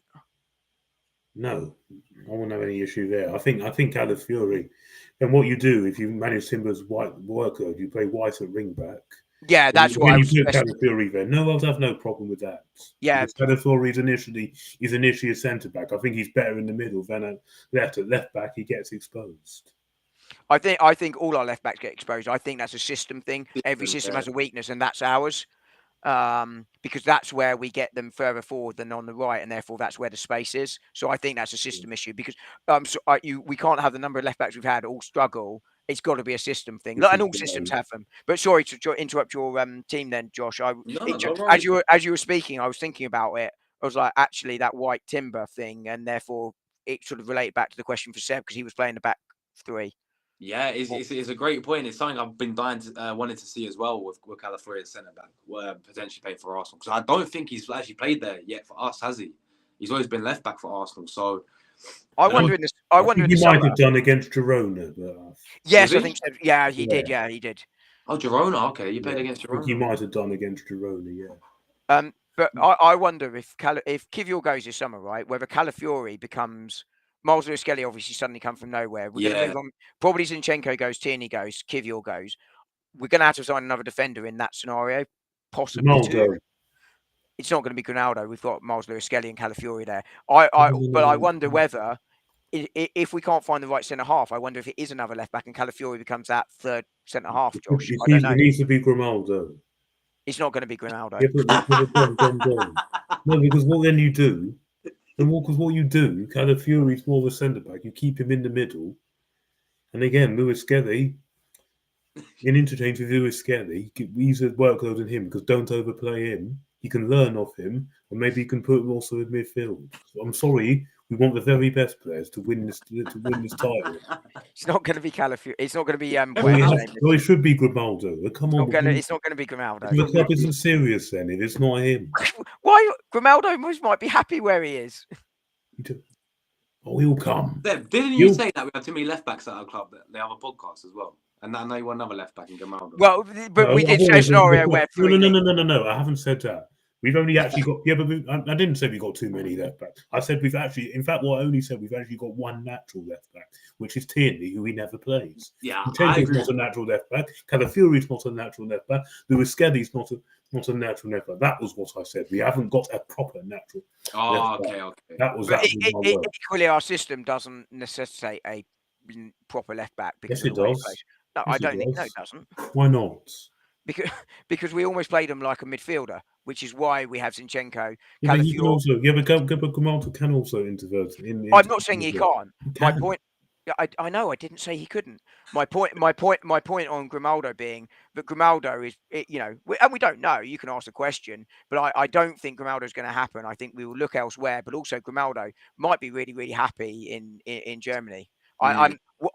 If I'm Grimaldo, 29 now, I'm probably thinking about settling down and roots, and therefore that probably to me, if he hasn't already, I don't know. That's not old for a defender. No, I'm not saying it is. I'm saying it's a state of life now where he's probably now got. I don't know if he has. He's either got a young family or will be wanting one. And actually, it's part of why Xhaka wanted to go back to Germany, right? He had a young family. He wanted to raise them in Germany. We don't know where Grimaldo wants to raise his family. This is pure speculation, but that is going to be a factor. And Leverkusen, obviously a good club with a very good manager. Bayern Munich, and if I don't know if Liam's in the chat, but not the club they were a couple of years ago, right? And he'd know better than I would. Yeah. But he might be really, really happy that we don't know, right? It's why Isaac didn't leave Newcastle in the summer. Not a single team bid for Isaac in the summer. And I don't know. Available. Well, again, it comes back to there are more factors. Like some players, it's all about the money. Why did what's the young lad that went to Manchester United? Obi Martin. Yeah. Martin. Yeah, but for him, I think that was all money. So by all accounts, as well, I think he was greedy. Yeah, so I think because it doesn't make any sense from a football perspective, the pathway to the Arsenal's first team was easier than United's, right? So some players you can make them come because you go, here's the money.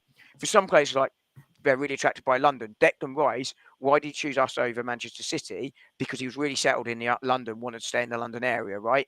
I mean, that would have not the only factor. Arsenal obviously a very good side, but it will be a Don't factor. forget, There look was- at what I'm not sorry. But yeah, no, it's fine. Sorry, I'll- I'm just yeah. saying, look at what we promised him prior to joining. Look at what we promised Yeah, him. and I still think we would have delivered trophies this season. If I genuinely do, if it wasn't for the injuries, but that's a Yeah. separate point. But the point I'm making here is No, there was a no, lot of different factors that influence a player. So when we say make them available, sometimes it's not easy or even possible to make them available. So Isak in the summer, how many teams across Europe wanted a top number 9? Isak a top number 9. Now some might have been put off by his injury history, right? But no one bid for him. Not a single bid for Newcastle. No. Tested. And it's because what happens is you test it through the back channels first with the agent, and by all accounts, and this has been reported widely, you know, he wanted to stay in the Newcastle area, was very happy, and that is a factor, right? Sometimes in them. But sorry, we went off on a tangent. I think Josh, you were midway through your team before I thought No about worries. that question for Seb. Yes. You might as well start it again, mate. Yeah. No, we're good. No, yeah, as you said about Calaflori, man, I've been dying. I would love to see that, man. I'd love to see that. Obviously, that's where he played. You guys, if you watch Euros, that's where you saw him play there, in that centre back. Italy play back 3, don't they? Yeah, back 3, he was superb there as well, man. And even when he was at Bologna a few times as well, he had to change. He's both played. He did well at left back. Don't get twisted, but centre back as well. He can play that really well. So yeah, really hope we can see him there as well. So yeah, that's a good point, and hopefully we get to see it. But for me, I'll go Raya Ben White. I actually start him for this right back game. For this West Ham game, and then Nottingham Forest and then I'll probably play Timber for Forest away. Yeah. On the Wednesday. And Probably then, depends on his fitness, though, right? So it'll be a medical decision, presumably. Yeah.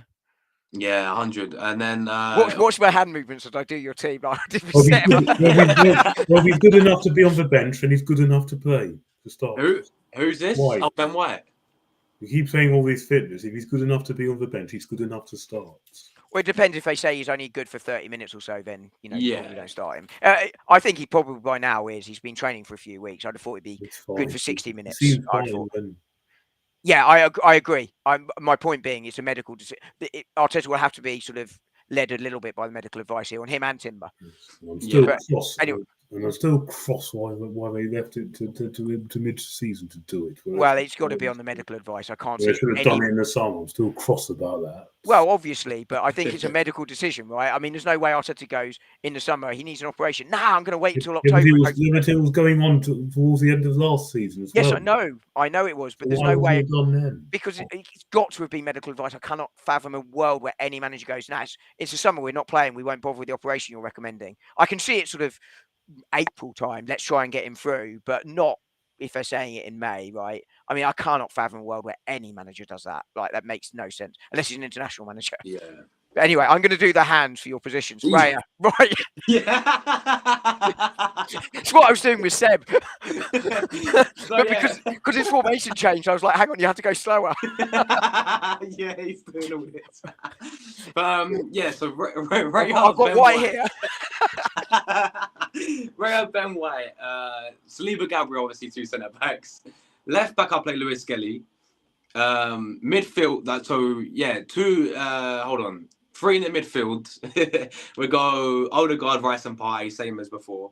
Left wing, Kieran Tierney. I'm going to start him for this one on the left-hand side. I'm going to drop Sterling.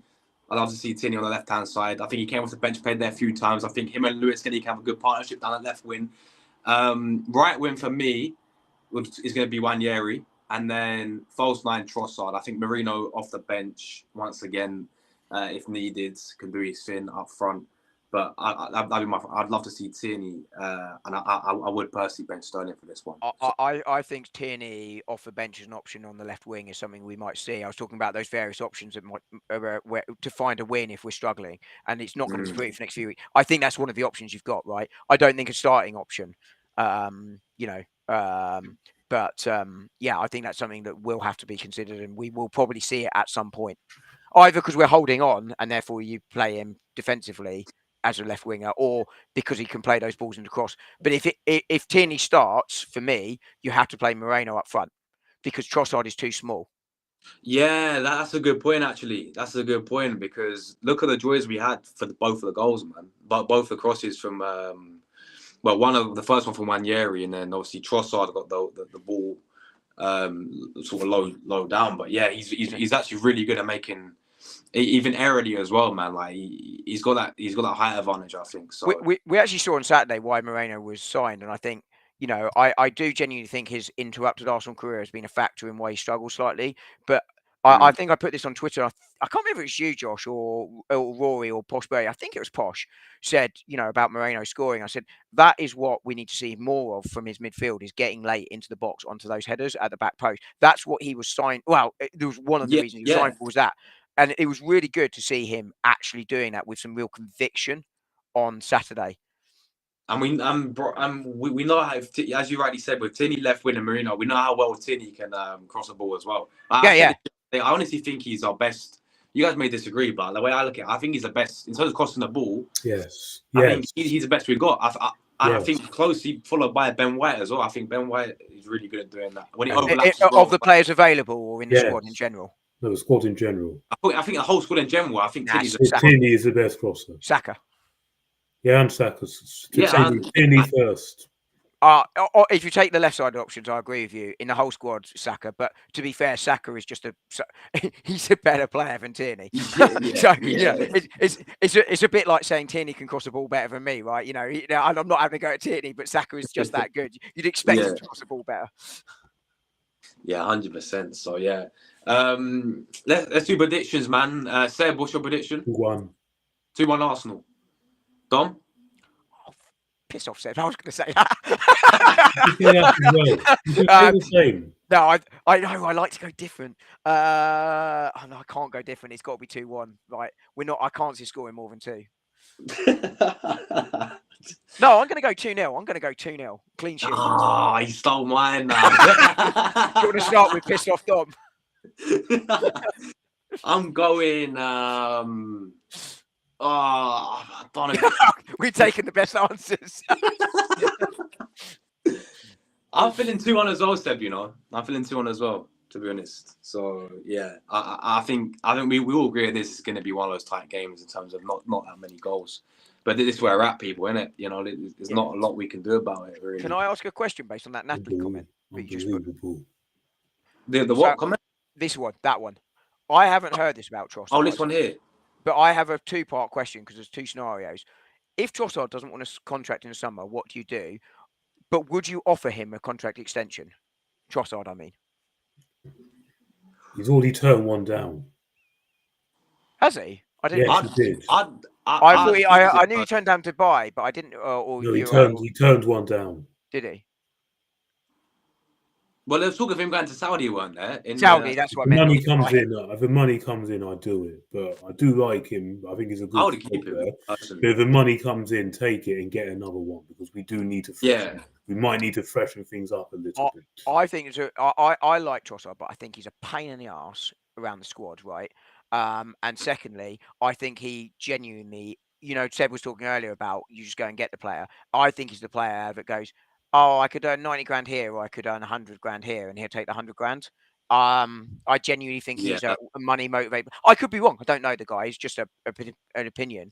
But I think if Seb's right that he turned down a contract, and I don't remember that, but I take your word for it. He did in January. I take your word for it. Did he? Yeah. It is. I think if he's not signing that contract, I think you definitely sell him.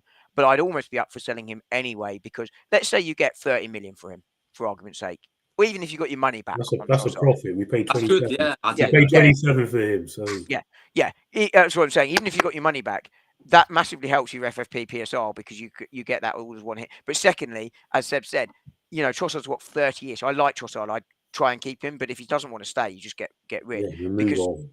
He's one of those players you can move on and generate a little bit of money for. But I like Trossard as a player, and Lee was spot on. I think A, he's better on the left, and B, he's an impact player, and you need those players off the bench. Arteta's subs last year, I think his substitutions created the most number of goals and points from his substitutions last year, or whatever that sort of stat is. It's better phrase than that. And Trossard was a big part of that because of the amount of assists and goals he got off the bench. I do think that, but excuse me. Yeah. Also, I'll go- if you sorry, one more. Yeah, go Your thoughts on Odegaard, who apparently will sign a contract. I mean, Arsenal are saying it probably. Is he? Sorry, what's his name? Fabrizio Romano saying talks are really advanced and going really well, but might not be signed until towards the end of the season, just because Arsenal are focusing on and Odegaard focusing on the game, rightly so. Yeah, right. So it might take some time, but that both sides are very happy with the financial terms being offered, very happy with each other, looking to get it done. Yeah. Thoughts No, on that? I mean, obviously it's good news, right? Honestly, it's great mate, news, but it's great news. Yeah. like I said to you, gotta start winning, or maybe he won't, or maybe he might not sign it. Got to start winning. This is also Yeah. what I worry about with these players as well. They're not going to hang around for much longer if we do not start winning. They move on. What's going on in their minds? Because we can't keep saying next season, next season, next season, next season. Because they're not going to accept that for much longer. They're not. Careers are short. I agree with your premise. I think to this point it's been understandable, right? I think they knew what they were signing up for. Arsenal articulated a clear vision. I think But this they have to season, start winning. hang on. I agree with you. I think this season, though, I think the players will probably realise this has been an abnormal season. What they won't do is if we don't get the injuries and we don't win anything next season, they won't accept it. You're absolutely right. But I think even if we got the injuries again next season, they'd be doubting it to the point that they might well move on. Yeah, I but think this season we can get away with it because I Mm. think there is an acceptance that this is abnormal and no team has ever won the league with this level of injuries at all. Yeah, And we've seen so many teams drop off this year as a result. So I but think you get away with it this year, but it's a 1 year get away with. Sure, I'm not sure because think about this. Don't forget, Declan Rice kept coming out saying, "We need help. We need signings. We need help. We need to win a trophy Yeah. this season. We need to win a trophy this season." Real Madrid sniffing around Saliba. I reckon they're going to be hard in for him, and he's going to go. I think to Saliba take it. He I will. think Saliba will go. I think Saliba will go. He might do one more contract, but at some point Saliba's going to go from Arsenal because he hasn't got the attachment to Arsenal of, say, Saka, who came up through the club, or Rice that likes London. So I think Saliba at some point will go. I think that's inevitable. Regardless of whether we win or not, Saliba will go. We could win the league this year and next year, and I still wouldn't be stunned to see him go to Madrid. If he goes, Uh, yeah, and Rice he will go. Rice could easily come back this summer and say, "Look at what you promised me before I came, before I joined," and then it's not quite worked out this way. And I specifically said in January that we needed help. You didn't go out and do it. I want to go. I can easily see him coming out and doing this. See, this is why you have to start winning. So these players will stay. They want to understand a clearer vision about this club. But at the moment in time, all I honestly think is they're just focused, this club, on how healthy and balanced their finances, rather than actually taking the ambition to go to the next level and win. These players aren't going to pull around. They don't have the emotional attachment as their fans do. They don't. Yeah. They want to win things. We've seen it in the past. This is why we've seen players like Thierry Henry, Patrick Vieira, Ashley Cole, Cesc Fabregas, Van Persie as Van well. Persie, all leave. Yeah, They wanted to win. If they don't see that, they're not going to sign. We can't keep saying next season. They're not gonna accept that much longer. I agree with you. Right. So I think I agree with you. I think up to this point, I think that they've been fine with that because that was what they explained was going to happen. I think this season, I think you can get away with it because I think it's been an exceptionally unfortunate season. Not. Hang on. Not forgetting, obviously, that we didn't do anything in January, which we should have done. I think your point on Declan Rice is valid, but I think there's additionally. So he's saying what he's saying in public, right? Calling for players because that is helping. To win. Hang on. Of course it is. No one is denying that. Like everyone wants to win, right? I'm just saying that I'm not worried because of this season. I would be worried next season if we're in a similar position. I'd be very worried, like you are now. You did say that last year. You did say that. Well, again, I've just talked about the exceptional circumstance around this season, notwithstanding the mistakes that have been made, don't question me. But you know, I think you have to sort of there is a difference between what people say in public and in private, right? And this works both ways, right? Sometimes Arteta will come out as an example and go defend the players in public. He probably is having a right go at them in private. And we saw it on that Amazon documentary. His post-match press conference, I thought we did really well. We tried. I think we could have won the game 2-0. Cuts to the dressing room and he's laying into them, right? But that also works the other way around. So I think he's trying to put pressure on the recruitment team to get those deals done, just like Arteta was. And then they weren't done. But I'm not concerned right now, with the exception of Saliba, who I think is going to go at some point anyway, about it. But this time next year, I don't think you can have 2 unfortunate seasons running and keep the players. At that point, I agree with you, but I think you can have it as a one-off season. And we saw it at Liverpool. I know they'd won a couple of trophies, but you saw it at Liverpool 2 years ago. They dropped right down to 5th. But they have had some trophies under the belt. We've not had anything. I just said that. I just said that is a slight difference in it, but I think the premise still stands, right? That actually that's why. So I'm not worried now, but I would definitely be worried if we had another season like this next season. Then I think you really got to worry about Saka, Saliba, Gabriel, Rice. Less so, because I really think his roots are in London. But those sorts of players going, do you know what? I'm done. See you later. But don't forget, we've got to think about renewing their contracts, because Saka, Martinelli, Saliba, and all that, and Gabriel, this come the summer, will only have 2 years left on their deal. I agree entirely. And when it comes to 2 years, is when you've got to talk about renewing. That's when. And they're not going to sign. And they're not going to sign if we don't start winning. They will not sign. Because you've got to think about these things. So, what are you going to say if next season again we have another injury hit season and we end up falling short or possibly going back? I've just answered that question. we knew there was going to be more games this season with the extended Champions League, and the reason why we have not taken these cups seriously, while Arteta certainly hasn't, is because you haven't got the squad to do it. As much as I disagree with that approach, I thought his approach was poor. But this is why. And everyone has said, you need a deeper squad to win things. Because you look at Real Madrid, they've got players on their bench they can bring in. Man City as well, players on their bench. Liverpool, attackers on their bench they can bring on. Because injuries is all part of football. I agree with you. Sport. I agree. There's going to be more games this season, and we wanted to go deep in all 4. Because I was disappointed we went out the Carabao Cup. I was very annoyed because I wanted us to win that. Because the thing is, so this is why you have these windows, so you get players on your bench, because that's what title-winning teams have. Every title-winning team has a deep squad. Maybe apart from Leicester, for that was a freak from that season, right? But still. I agree with you. I agree with you, right? But hear me out here, right? So I was disappointed with Newcastle too, right? I still think we have the squad to go deep in all 4 competitions. We should have beaten Manchester United, and we were poor on the day, right? We missed a handful of chances, right? It can happen. It's cup football. But hang on. If you have, Liverpool have had probably close to a normal injury season this season, right? City, like us, have been badly affected.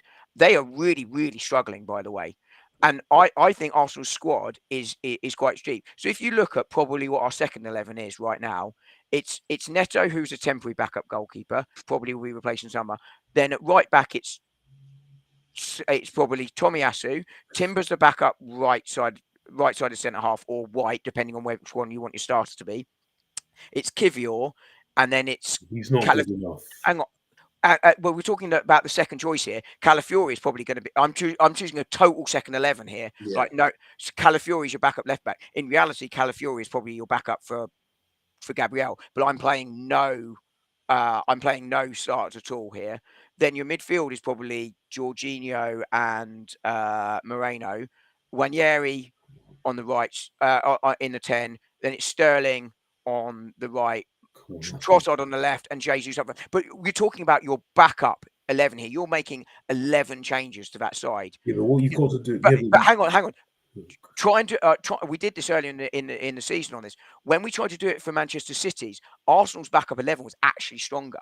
Yeah, but if you think of but what was the difference with that? Man City admitted we made a mistake in the summer. Yes. Because they didn't have enough. Their depth wasn't good, and they've come out and admitted it, and they've actually done something about it. Did something about it in January by getting all those players. I agree. What did we do? I agree. That's the difference. I With the agree. mentality. I agree. We did That's where something. I agree. That's where we should have done something in January.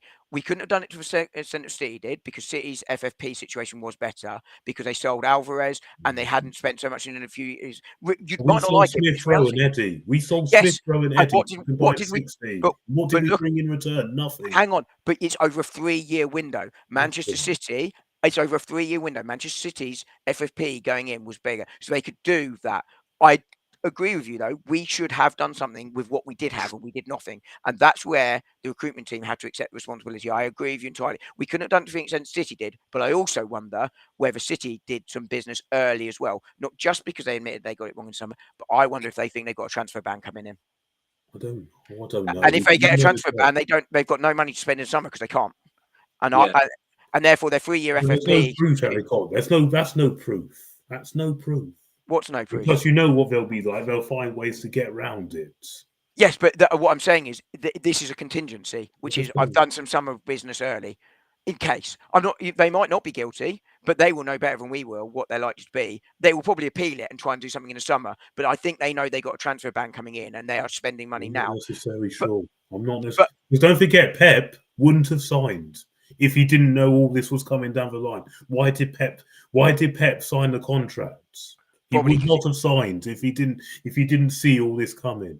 No way, because he would have wanted guarantees from them. Because he openly came out a while back and said, if it is true that all this FFP is done, I'm going because you've lied to me. Well, he still can. Well, he still can though, right? Just because you've lied to me. Yeah, he wouldn't have signed otherwise. Hang on. But it doesn't. Oh, we lost Josh. I'll quickly host for a couple of minutes until he comes back. But City can't give him those guarantees because no one knows the outcome of the case, right? But they can. But City probably believe they're innocent, even if they're not, right? We don't know, right? This is pure speculation. But Pep can still walk away from that contract. Oh yes, of course he can. Oh yes, of course he can. So he can sign that contract. He would have wanted guarantees from the board and all that it was all fine. He would have wanted that. But they can't give him those guarantees, and he can still walk away. Well, of course they can. Well, they can't. Otherwise, he doesn't sign because otherwise Pep was willing to wait longer. He wouldn't have. He was willing to wait. Well, yeah, but they can. They can give him the guarantee, but it can't be a guarantee that they can keep, right? Because no one knows the outcome. I don't know the outcome, and City don't. They'll have a better idea than I will because they're in the room. But it's an independent panel. It's like if I get arrested and end up in court tomorrow, I don't know what a jury of my peers is going to say. They might think, what a complete tosser. I'm just going to find him guilty even if I don't believe he is, right? You never know. You just don't know. I mean, I'm not saying that's what the panel's going to do, by the way. They will look at the evidence and what have you. But you just don't know, right? So no one can give that guarantee. They'll have given him that guarantee, but no one can 100% say that's a guarantee because nobody knows what that panel is going to rule beyond that panel. And he'll walk away if they're found guilty, I'm sure. Well, they'll appeal, and he'll probably stay during that appeal. But again, it comes back to what people say in public isn't always what they say in private, right? Yeah, 100%. That's your opinion, not mine. Yeah, it's just a game of opinions, right? Yeah, opinion. So there we go, man. But I think we covered everything, guys. Right? I don't think there's anything else to. We're not covering my favourite subject of the day, which caused me to do 3 bloody videos. I don't even go there. I don't even go there about that. I don't even want to go there. Fine. Oh, mate. I don't even want to go there. That's just a joke. Oh, dear. 3 takes that took me because I was laughing so much. 3 takes. Yeah, I literally started laughing, had to redo it, then started laughing again and had to redo it because I literally couldn't speak. I mean, don't get me wrong, it's not a surprise, right? And rules are rules and they get fined, but equally, as I said earlier on that video when I finished laughing, like a bit of common sense sometimes. Yeah. But anyway, it's nice to know though we got another player. We did actually sign someone in January, Seb. I have to correct you here because we've signed Lewis Skelly Miles. What? Oh, They come got on. his name. They got his name wrong on the charging sheet. Oh my days, that was embarrassing, man. Yeah. So we Come got another player. on. I can't remember, but Not they even got his funny. name wrong. It's not even funny. Oh, it's the only thing you can do. It's so absurd. There's nothing else you can do other than laugh. I mean, particularly when It's they not get his even name. funny because I want it. Oh, There's nothing else you can do. Super mate, come Oh, on. hold on. I've not really looked into the whole Hang, situation. Julie, I don't think Julie's seen this, just judging by her comment. So really Yeah. quickly, today Arsenal were fined £65,000 Yeah. for failing to control their players against Wolves after Miles Lewis Skelly, or Lewis Miles Skelly, as he was referred to in the report, because they got it wrong. Which kudos to Rory for spotting that. That's what we're talking about there. Yeah. So wait. So why do we get fined? Because of the. Because we broke the rules, we failed to control our players. Essentially, it's the decision from Michael Oliver was wrong, but the decision from the Arsenal players to surround him was also wrong, and therefore we got Liverpool do it all the time. Nothing happens there. Yeah, exactly. Everyone does it. That's the issue, right? They I have do no it all problem. the time. Did you see what happened? Did you see what happened at the end of that Everton game surrounding the ref and all? Oh, they've been charged for that, by the way. But I bet you. So then you give them an even bigger punishment because that was worse. Yeah, I agree. That's the problem. Again, nothing will happen. The media will say, "Well, we love it," but if it's us, we'll get criticised. It's just the way it works. The media will just go, "Oh, I didn't see Jamie Carragher coming out to criticise it. I know. But I mean, they've been charged. Neville, hypocrites. In fairness, they have been charged. So we'll see what happens. But yeah, I mean, they were charged. I've no problem with the charge. My issue, as Seb rightly says, is that there should have been some common sense, which is my point. But to Seb's point, which is it's got to be consistent, right? And just on the independent panel, Amali, I think, said it. I've lost the comment inside. You're right. The City can't appeal, but they can take it to CAS, which is where I suspect they might take it if they lose. Oh, right. Okay. So they're absolutely right. They can't appeal the independent panel findings, but they could take it to the Court for Arbitration for Sport, which I suspect is what they will do. Oh, okay. There we go.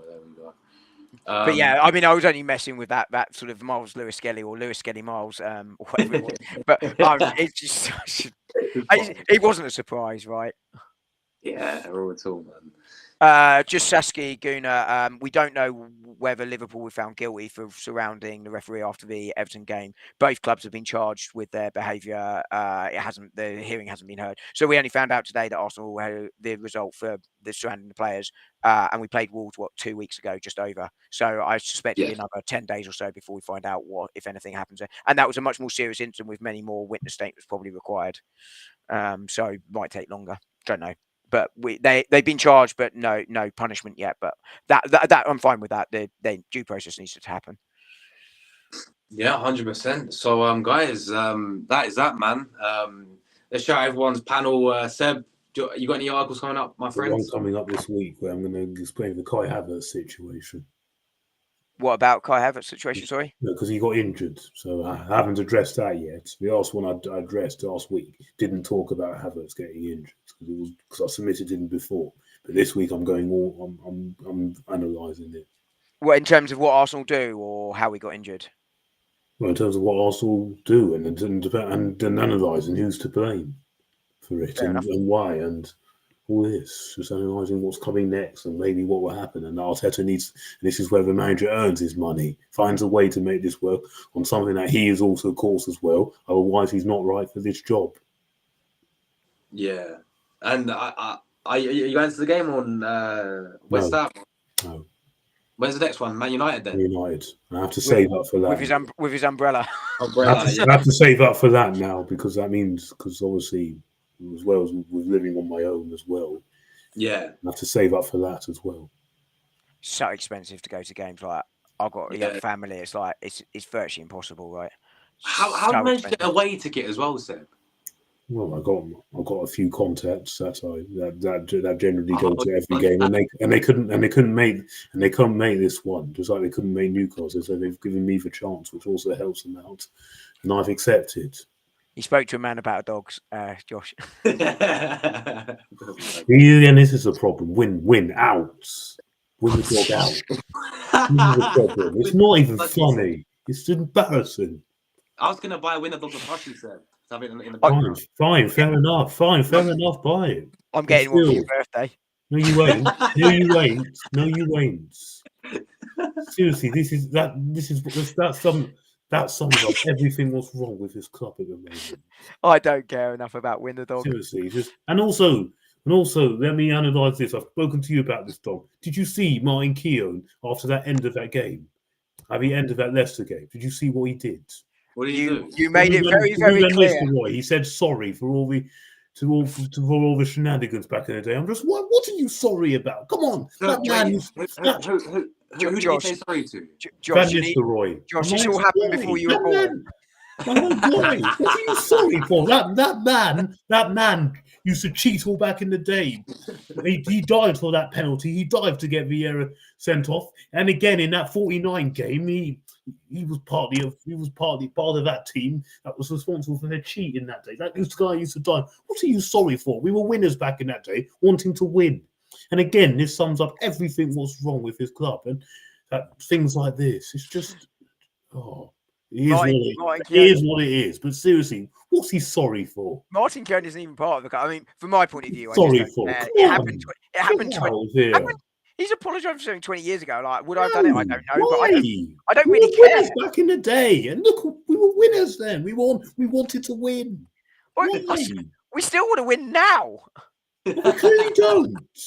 Oh, come on. If they wanted to win, they would have done what's required in the summer. They would have done what was required in January. They would have done that. It just shows me. It doesn't mean the players don't want to win, does it? Well, they probably do. But the thing is, they're not getting help. They probably do. Well, some of them aren't good enough. But I agree with you. I know players like Declan Rice wants to win. He's openly come out and said it. I know players like Odegaard wants to win. I know players like Saliba wants to win. I know players like Saka wants to win. Otherwise, they're off. Yeah, the manager clearly wants to win as well. But why has he chosen not to sign? Why has he chosen not to sign a striker then? Why does he always choose it? Because he wants to do it. Because he wanted to sign the striker in January. I think. He wants to sign a false nine. He wants a false nine or a versatile attacker that can play anywhere across the front three. That's what he wants. He doesn't want a top class striker that we should get because he knows it will cause a problem and that's rubbish. That's rubbish. He said he wants Isak and he said he wants Sesko. They're both natural number 9s. Sesko's not a natural number 9. Yes, Isak, yes.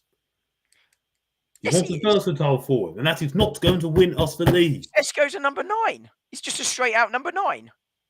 But then when he signed a new contract early in the window, early in the summer window, which was plenty of time, he did nothing else.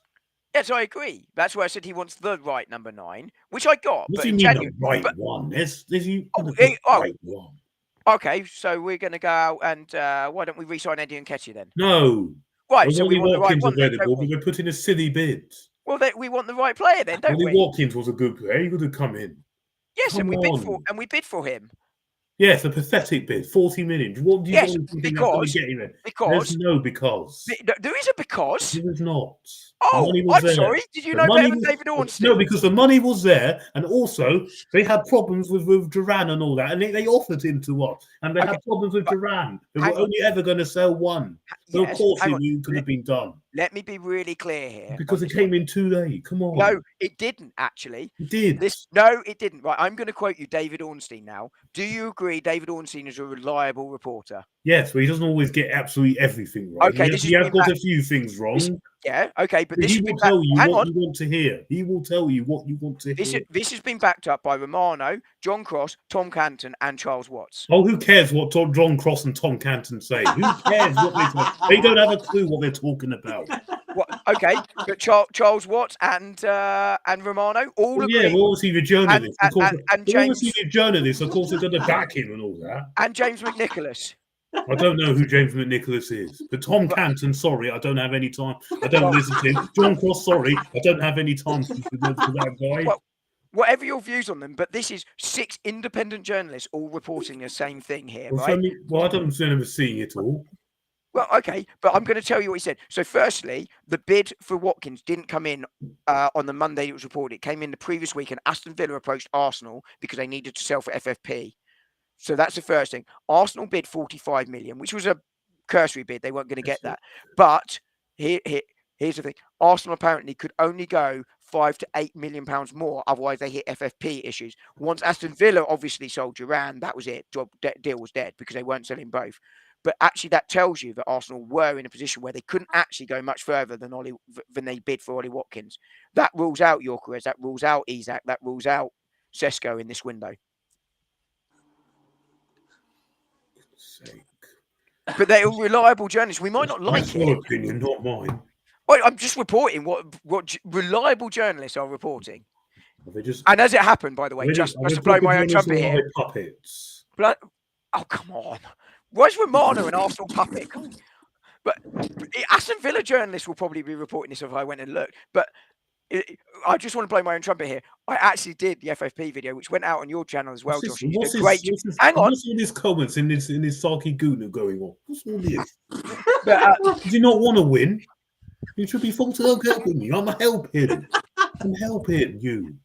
Helping you all. I thought everyone loves Win. He's a lovely dog. No, you want to win things. Trophies. Do you want to win trophies? I'm helping you. Saying it how it is, I'm helping you. No, but actually, thinking. You're saying what we want to happen, but this is fact, right? We cannot get around those rules, and that is a lot of journalists all reporting the same thing. Just to be very, very clear here, we were told it was all not a problem. We were told. Why is it only now? Hang on, just to cover up these people. They just cover it up. No. I know Charles Watts. I like him, but he is a massive Arteta lover. So of course he's going to say things which is going to support the guy. Why did Romano say it then? Why did Canton say it? Who's been very, very critical of Arteta, by the way. Tom Canton has been very critical of Arteta at times, by the way. Why would Romano say it? Why would James McNicholas say it? They will tell you what you want to hear. All of them. Of course they will. Fabrizio Romano wants to do that as well. Then we all hear all this about, but Arsenal got a long list of summer targets in the window. Well, of course they have. The right one. But then when it comes to the summer, they never do it. But hang on, no. You talk about rubbish. Right, you talk about FFP, right? It's not. You say that it's been told it's not a problem, right? It wasn't a problem. Hang on. We balanced the books and we're in profits last summer. We balanced the books. Right, FFP, 3-year window. What did we do previously? Massive losses, right? Transfer-wise. So it balanced the books, right, to comply. Second, Edu said at the start of the window that we were looking for floor raisers rather than ceiling raisers, which probably tells you the financial situation. It has also come out that Arsenal didn't have substantial money. They had some money, and this is where they should have done something. Umbermo or David or something like that. That level, sorry.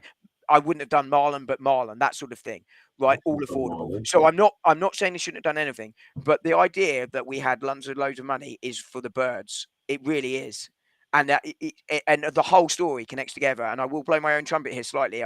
Josh edited a video beautifully, which unfortunately was ruined by my dulcet tones over commentating on it.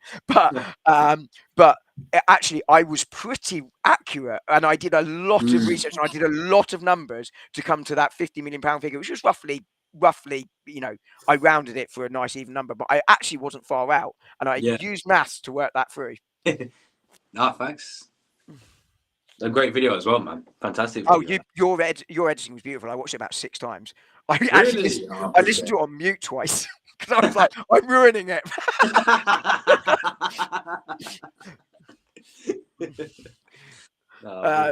So 6 of your views were me. I don't say 2 of them genuinely on mute because I just watched your editing of it because I knew roughly where you got to by the editing. Yeah. I mean, it had to be, didn't it, Julie, man? It had to be a bit of popcorn setting. Yeah, man. well, the thing is, if the club and all that have the mentality that I have and you and other fans have, we'd be champions every single season. We'd be broke. We'd be champions every single season. We'd be broke. No, because I will want all the best players in. Right, Real Madrid. And how are you going to afford them? Right, Real Madrid do. And then they win. Okay. How are you affording it? How much revenue did Real Madrid generate last season? What's that got to do with? Well, you want the best players. Because they win all the time. Yeah, you want the best players. You've got to pay for them, and you've got to afford them. Yeah, we bought Mbappe. How much? Yeah, of course they did. Could Arsenal afford Mbappe? Well, we could have done at that time because we were on a free. We could have done last summer. It was on. And how much are his wages? And how much is his signing on bonus? How much is his agent How many bonus? wages is Havertz on? How much wages is Nowhere how much near. wages is Moreno on? How much wages if they give? Oh, Nowhere near. the Mbappe. list goes on.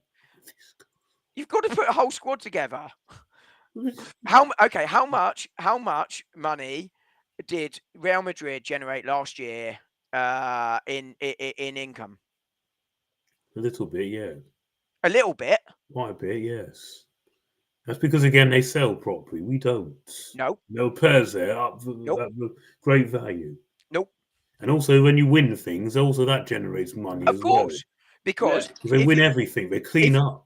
If And then you've we got can the talk most about money, injuries. You can talk about injuries as much as you want. How many injuries did they have last season? They had millions and millions. They had the most injuries, and they still won a treble.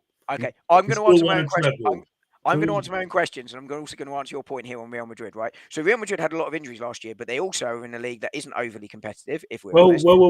No. Hang on, no. Let me address the points No, really no, quick. no. No, let me address the points quick, and you can come back in, right?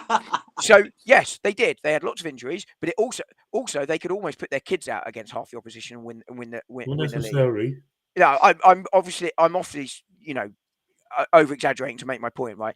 But they often can win games by a country mile without having to play their best players, and the league is a lot slower, and they can rest players in the game. But Real Madrid last year generated over 1 billion in income last year, and some of that came from selling, but most of that came from the fact that they negotiate independent TV deals. In the Premier League, it's collective bargaining over TV money. Generally, now you get a little bit of a raise if your games are on TV more than others, but you have to have a minimum number on TV. So Arsenal will get more money than Ipswich say this year from TV money, but it will be quite a small gap. The gap in Spain is huge. That is a significant advantage that they get. Also, Spanish clubs there are less teams generally to support, which means there are more supporters. Real Madrid have built on that over 30, 40, 50 years of being either the first or second best team in Spain. Because win. Because the mentality of a fan, and their fans don't allow their standards to drop. Hang on, of course not. But listen, that's how you you build that over 50 years. In England, we don't have that. We actually have a team be dominant for 10 years and then drop off. We're seeing it at the moment with Manchester United. We've seen it with Liverpool. We've seen it because all their fans aren't as ambitious as they are. It's not that. They haven't. They're not. This is why Man City clean up those seasons. They've also been charged for 115 financial offences. But if you look at Real Madrid, their financial advantage over the teams at the bottom is way bigger than the gap in England. Now, the gap in England is quite big, but nowhere near. But if you look even to the second team in Spain, they generate a whole lot more. And Barcelona are in big financial issues. They are so dominant in Spain, but they can do those sorts of things. They're broke, Barcelona. Yeah, exactly.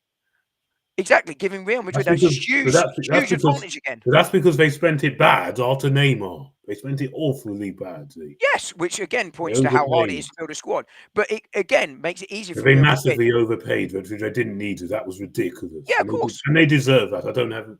They deserve that. Of course. But again, it makes it easier for Real Madrid, right? Because there's a main competition imploding. Same with Bayer Leverkusen last year. How come this season in that league you've got 4 teams going for the title? You've got 4 teams: Athletic Bilbao, Atletico Madrid, Barcelona, and then you've got 4 teams in a title race this season, which is unusual. So I'm sorry, that's not 4 teams going for that title. It is an unusual scenario as well, though. But if you look historically in Spain, it's either been Real Madrid or Barcelona. Nothing else, almost. There's the odd year where Atletico win it or Villarreal win it. In England, you look at it Man City clean up all the time. Hang on. You look at it in England, you get Manchester. You got Liverpool in the 80s, Manchester United in the 90s, Chelsea early 2000s. Now it's Manchester City, and Manchester City, by the way, 115 financial fair play breaches. Now they might be innocent. I don't think so, but they might be. They are alleged breaches at the moment, and that's how you do it. So there is a significant difference between the two. But anyway, that was fun, but we should probably end the show. I think it's the mentality of the clubs and the fan base that does it. I don't think so. That's my reasoning. But that's why we'll never be Real Madrid, because his fans will not raise the standards like they will. Seriously. I don't think any club in England will ever be Real Madrid for those reasons, right? It's because again their fan base won't raise the standards. It's not mentality. I think it's that. I think it's mentality. It's not mentality. Mentality is part of it, possibly, but Don't forget, Real Madrid have sacked 10 managers in the last 10 years, but they still clean up every season. Win, win, win, win, win. yes, because they have a Think about that. significant financial advantage. And like Look over at the it. last 60 years, only one manager at that club has lasted longer than 3 seasons. Only one manager. Do we think the money is the biggest talk in football right now? Well, yes, of course it is. Right. Go and have a look at Real Madrid's revenue compared to everyone else in La Liga, and then compare it to England and spot the difference. It's night and day. It's night and day. Real Madrid generated something like 450 million more than Arsenal last year in revenue. Now, some of that comes from going further in competition, but not all of it. Okay, what about Bayern Munich in the Bundesliga? What about Bayern Munich? Again, look at how many managers they've had. They clean up every year as well. Bar last year, which was a one-off, but they clean up. Look at them. Yeah. Why are they so dominant? Because again, the fans, they demand the best. Go and have a look at the finances. Season. Go and have a look at the finances. It's the same in Germany. What about Bayern Munich? Go and have a look at the finances in Germany. Again, Bayern Munich dominant because again the TV is not collective bargaining. Yeah, there we go. There's a direct correlation between them. Why is Italy so competitive? And you see different ones. Generally speaking, Juventus were the anomaly when they went on that. Was it 7 or 8 years running? That was, and they got charged. Again, Allegri, the manager. But well, they also got charged with that. And Josh will correct me if I'm wrong here. But they got charged with a whole load of breaches like bribery and match fixing and all sorts of things. But match fixing, they did that. That was like in the early 2000s. Then they came back up, and that was after the match fixing they dominated. But they also had other things after that. I think they had a Champions League ban. I remember that. But again, look at the finance in Italy. They're much closer, like England, and you see different teams winning it all the time in Italy. Yeah, they did have a European ban last year, which I know very well because that promoted us from pot 3 to pot 2. But as I say, but you look at Italy, it's very similar to England TV finances. In France, Germany, Spain, it's the other way around, and you see these dominant sides for years and years and years. And I prefer the model in England and Italy, to be blunt. I think it's much more fun. But there we go. That was fun. Popcorn settings, people. But anyway, let's come to Dom, man. Last but not least, man like Dom. You got any content coming up, my friend? Oh, I have no idea. Fair enough. He goes on the flow, man. I tell you what, yesterday made me laugh. I did a video on like what we discussed tonight, and I'm not joking. I pressed record, and I pressed record, and then the news broke on Odegaard. I was like, "Oh, you bugger!" I've got to go and press the video out. Right, look at that comment there. That's perfect. Look at that. Abramovich was He's the best spot owner. on. Guy was ruthless. Had about 15 managers. He won about 20 trophies. All about winning. He's spot on. But there are more ways than what. Okay, he's right here. Okay, phase 1, phase 2 nonsense with him. That doesn't exist. No nonsense. AFC always is right here. Abramovich's model of Abramovich's model was very successful at Chelsea. However, it's the anomaly in England. Liverpool's success was built on 2 managers having dynasties. Alex Ferguson, dynasty at Manchester United. Klopp probably would have won more if it wasn't for Pep. Continuation. Arsene Wenger in early years, successful with Manchester City. Chelsea is the exception, but also they're the club that spent the most money during that period as well. Yeah, and that's why they've cleaned up. You have to spend a lot of money. Yes, but it doesn't mean only. But right now, Arsenal aren't the only team spending money. This season, obviously, we're not spending a lot. Arteta spent 700 million since he's been arrived. He's been back to more than any other. So either it's been spent badly, or it's the manager as well, or it's been spent badly. Because with that money, with your back that money, you're expected to win things. Or other sides were also very, very good. It's not a monopoly. Well, last season I'll give you that. I'll give you that last season, but all these other seasons, no. Last season I'll give you because last season I can actually say the team gave everything, and they were very unlucky to that. I can praise. Not this season, definitely not this season. And the I mean, season before, we should have won that when we fumbled an 8-point lead in we're not. April. Well, I don't think we've got time to go back into it. But I'm sorry, that we don't can, wash we with can do me. that. We can do that another day. But this season, definitely not. We can probably do it another day because Josh probably wants to go to bed, and so do I. But yeah, I've no idea. There will be content this week. Definitely. I've got to go up to London next 3 days, so it might be something I record late in the evening if something goes out. But yeah. But there we go. Yeah, there will be stuff. Please do check it out.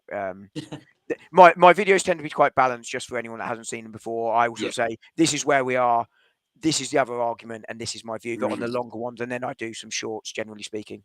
So the long ones are about 10 minutes, and you'll get that both sides. So if you like that sort of thing, then please do check me out.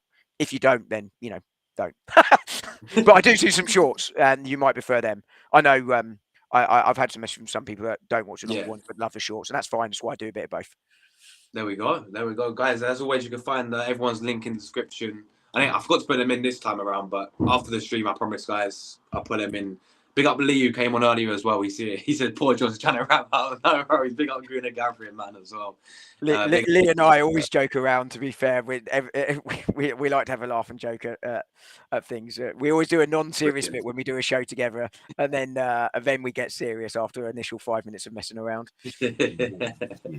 Guys, and also we're literally 1 like away from 50 as well, man. So anyone who's new watching this, smash up a like, and we get us to 50. I'll go and do it now for you because I've only liked during one of either my personal account or my Arsenal Domination account. One of them hasn't liked it yet. I'll do it now for you. Love it. Dom's gonna get us 50 likes. Come on, big up, man. Big up. Unlike, you're at 48 apparently. I was at 48 now. So someone must have unliked. Shit, man. That wasn't me. Oh, you're at 47. I've got you back to 48. Love it. Big up. You're at 50. There we go. You're at 50. Love it. Big up, man. Big up. Thanks, guys, everyone who tuned in. Thanks for all the comments, as always. I'll catch you guys tomorrow, as always. And, yeah, as always, come on, you Gunners, man. Oh, hang on. Before you go, you should definitely promote your Max Dowman video today because that was class. I appreciate that, man. Thank you, Dom. Yeah, guys, so Dom reminded me. I was actually going to mention that. I uploaded Max Dowman video, of course. Go and check it out, guys, earlier. I put on my community post as well. You can find that on there. We just did a little... sort of breakdown on him, on whether or not I actually asked Dom for help as well because I actually didn't know about the whole rule side of things. So of course, Dom knows some stuff about that, so I had to ask him, and he helped me with it. So big up to Dom for that. But it was a great video, mate. I mean, that was a very minor part of it, like 10 seconds, if that. But it was a really good video, really nice video. That. Thank you, man. Thank you. Appreciate it as always. And yeah, guys, we'll catch you guys tomorrow. Take care, everyone. And as always, come on, you Gunners. Thank you.